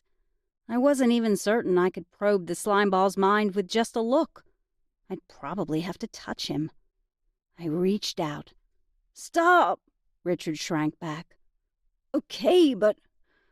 Look, I had to destroy the body, because it's being stored in a funeral home run by a witch." Ben coughed. How I'd been elevated to running the place when I'd just been hired as an odds and ends gal was a mystery. Richard gave Ben a derisive look, and the picture cleared up a bit. Enhanced trumped non-magical human every time in Richard's limited worldview. "You can do some kind of witch magic and figure out who made the cuts to the tats." Richard looked at me expectantly. I stared back without comment, and he said, "Can't you?" Without even blinking, I lied. Absolutely. Some witch somewhere probably could. And damned if I wasn't going to do some studying and figure out how it was done. At some point. Not today. And not with Richard Chalmers' body. Richard's nostrils flared. "I did it. I didn't want a child to take her away from me. Is that good enough? You'll stay out of my head." "You were jealous of a child that didn't even exist?" Ben asked. When I turned to him to tell him to shush, the words died on my lips. He was rumpled, paler than even a redhead ought to be, and he had fine lines around his mouth that I'd swear hadn't been there the day before. I'd broken him. He was a funeral director, a guy who spent his working hours comforting the bereaved. He dealt with more stress in a single day than most people did in a month, and I'd broken him in 2 days. There went my job and any chance I had of moving out of my mother's house. And that was assuming we could avoid Cornelius's wrath and keep Ben's memory intact. This entire excursion into murder-solving insanity was turning into a lose-lose scenario. Richard's lips curled. "You wouldn't understand." "I get it," Alex said. "You were the heir. You put your time in with Lydia. You basically ran her life for her, and you had a special connection." Richard narrowed his eyes. "I did." He sounded suspicious. I saw where Alex was headed and said, "She didn't appreciate you like she should have." Richard relaxed somewhat. "She didn't. She would have given it everything. The business, her love seemed too strong a word, so I went with a more believable option. Her affection, I get it." Richard's fangs descended, and he flashed me a nasty look. "You have no idea. You can't understand. You're just a grubby, potion-peddling witch." I rolled my eyes. I'd heard it before. Money-grubbing, untalented pedestrian. They could say whatever they liked. Witches had the best magic. "You have enough?" Richard gave me a confused look, but Alex said, "Yeah," and pulled the recorder out of his back pocket. He cocked an eyebrow at Richard and then clicked the stop button. Alex was frequently more trouble than he was worth, but he came through in a crisis. If he'd been half so good on normal days, we might not have broken up. Alex had a way of making things work out in the end. Not that he'd agree. The man thought he was cursed. But as glad as I was that Ben and I had someone like Alex for backup, I didn't want to rely on the talents of others. I wanted to be the talent that others relied on. That was a new revelation. And it meant taking my studies more seriously, tapping into my witchy well, and learning how to use the magical amperage that lurked in my suburban depths. The decision clicked in my brain and gave me a chill. The good kind. Guys?" Ben's quiet but firm voice penetrated my haze of self-realization. "What now?" "Ben," I sighed. There went my happy endorphin high. One deranged psychopathic killer down, but that still left a seriously pissed off Cornelius to deal with, and Ben's recent memories to save.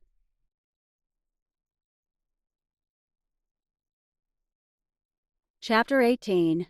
My Hero, or Forms in Triplicate. Two of Cornelius's emergency response guys, a.k.a. his enforcers, picked up Richard, but Alex insisted on delivering the taped evidence himself, with my help. Ben came along without any great discussion. After the events of the last day, it seemed natural enough that he'd complete our sleuthing threesome. That, and we all knew the confrontation with Cornelius had to come sooner or later. The closer we got to Society headquarters, the closer to the speed limit Alex drove. We all knew what would happen at HQ. The removal of those pesky memories that painted a target on our community, the ones firmly trapped inside Ben's head. I was letting him down. Alex parked, but none of us got out. After a second, I said, "I win." "It wasn't the butler." Alex grunted. "PA, butler, same difference." Ben leaned forward between the two seats. "But you have to consider the fact the murder wasn't related to his PA butler duties." "Exactly," I said. "Richard was acting as Lydia's wannabe adoptive kid." Alex took the key out of the ignition, but otherwise remained in the same position. "Whatever his motivations, he's still the guy with a butler-like job. I win." I don't think so." I glanced at Ben. "And it's 2 against 1. "Right." After a pause, Alex exhaled audibly and then closed his fingers around his keys. "I have a plan." "Thank God." Ben fell back into his seat. "What do I have to do?" "Funerals," Alex said. Ben's gaze flipped between Alex and me. Yeah? That's part of the job description, as a funeral home director." "Exactly." Alex opened the car door. "Stay here. I'll retrieve you if you're needed." I wasn't about to miss this. Ben's life as he knew it was in the balance, so I chased after Alex.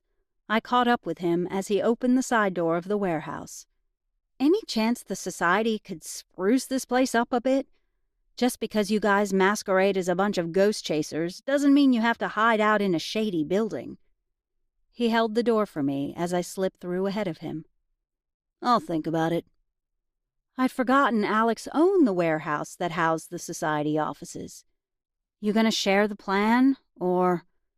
I'm gonna have a conversation with Cornelius, and you are gonna smile and agree with everything I say. A grumble gurgled in my throat, but I swallowed it. Alex gestured to the right. I vaguely remembered Cornelius's office was in a back corner, and I couldn't forget that I found him quietly terrifying. Come on. We left Ben in the car with no AC. I frowned at him. He's not a dog. But I marched down the hall at a good clip, mostly because I wasn't going to let one old cranky guy intimidate me, even if he did practically run the society, but also because it was hot outside. When we got to Cornelius's office, we found him behind a massive wood desk, peering in annoyance at a bunch of papers spread across the mahogany surface. He looked up with a distinctly displeased expression. We've received custody of Richard. You're here to deliver the recording? In part? Alex handed him the tiny cassette from the recorder. I need a favor. Cornelius made a fist around the tape, gave Alex a hard look, then glanced at me. I can't imagine where this is coming from. What do you want? Just listen to my pitch. That's all? Alex nodded. If you listen, I think the pitch will sell itself. Cornelius gave the paperwork on his desk a disgusted look, then clasped his hands. All right. And then Alex laid out a very simple, very persuasive plan. No more shady body disposals. Ben would become the society's official provider of funeral home services, working in concert with his newly hired witch employee to ensure proper burial and disposal of enhanced beings in accordance with each enhanced type's customs. Ben kept his memory, I kept my job, and the society got to legitimize and normalize one of its illegal activities, all without risk of exposure, because I was going to be there to keep an eye on the human. No pressure. Cornelius asked a few questions. Alex had all the right answers, and that was it. Turned out that Cornelius was just as much a bureaucrat as a scary enforcer guy. He and Alex had been working on pulling the society into the new century for a while, and Alex's plan for Ben fit neatly into their modernization scheme. Good thing for Ben. We'll call him a friend of the society. Cornelius pursed his lips. Have him come by tomorrow to sign the paperwork. I almost laughed, but I caught Alex's look just in time and coughed. Cornelius was serious. There was actual paperwork. I nodded earnestly. Alex grabbed my arm and hauled me out into the hall. Good thing he did, because I busted into a fit of giggles as soon as the door closed. Shut it, Alex said. He'll hear you. When I quieted, he picked up the pace and said, Let's go tell Ben the news. I just hoped my poor, frazzled boss would think it was good news.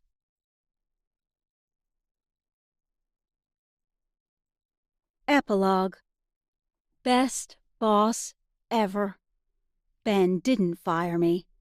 How did that happen? A reasonable person might ask. It might have something to do with his new contract with the society being dependent on my continued employment, and also to do with his intact memory being dependent on his new contract with the society. And it didn't hurt that Alex had covered the entire repair bill for Ben's renovation of the prep area. Destruction caused by my magical witch grenade. Alex felt responsible because he'd underestimated Richard and failed to psychically predict that the man would show up at Kowalski's that night. Whatever. He had the cash. Ben didn't. I definitely didn't, and it made Alex feel better. So okay. But Ben said he wouldn't have fired me even if there was no society contract, even if he'd had to take out a loan to cover the repairs. He claimed he didn't blame me for the mess of magic and murder that had landed on his doorstep, and I believed him. Why? Because I'd seen into his heart. He was peppermint and hot chocolate, a quilt on a snowy Christmas day. He was comfort and warmth. Ben was a genuinely nice, truly honest man. And that was why Ben Kowalski was the best boss ever. Also, he wasn't half bad in the kissing department. The end. In Star of the Party, the second night shift witch mystery, Ben and Star's date is interrupted by a murder mystery of the magical kind. Available in audio in 2021. For new audiobook release announcements from Kate Lawley and fun extras, join her audiobook newsletter list at katelawley.com/free-audiobook. This has been Night Shift Witch by Kate Lawley, narrated by April Doty. Copyright 2017, Catherine G. Cobb. Production copyright 2021, Catherine G. Cobb.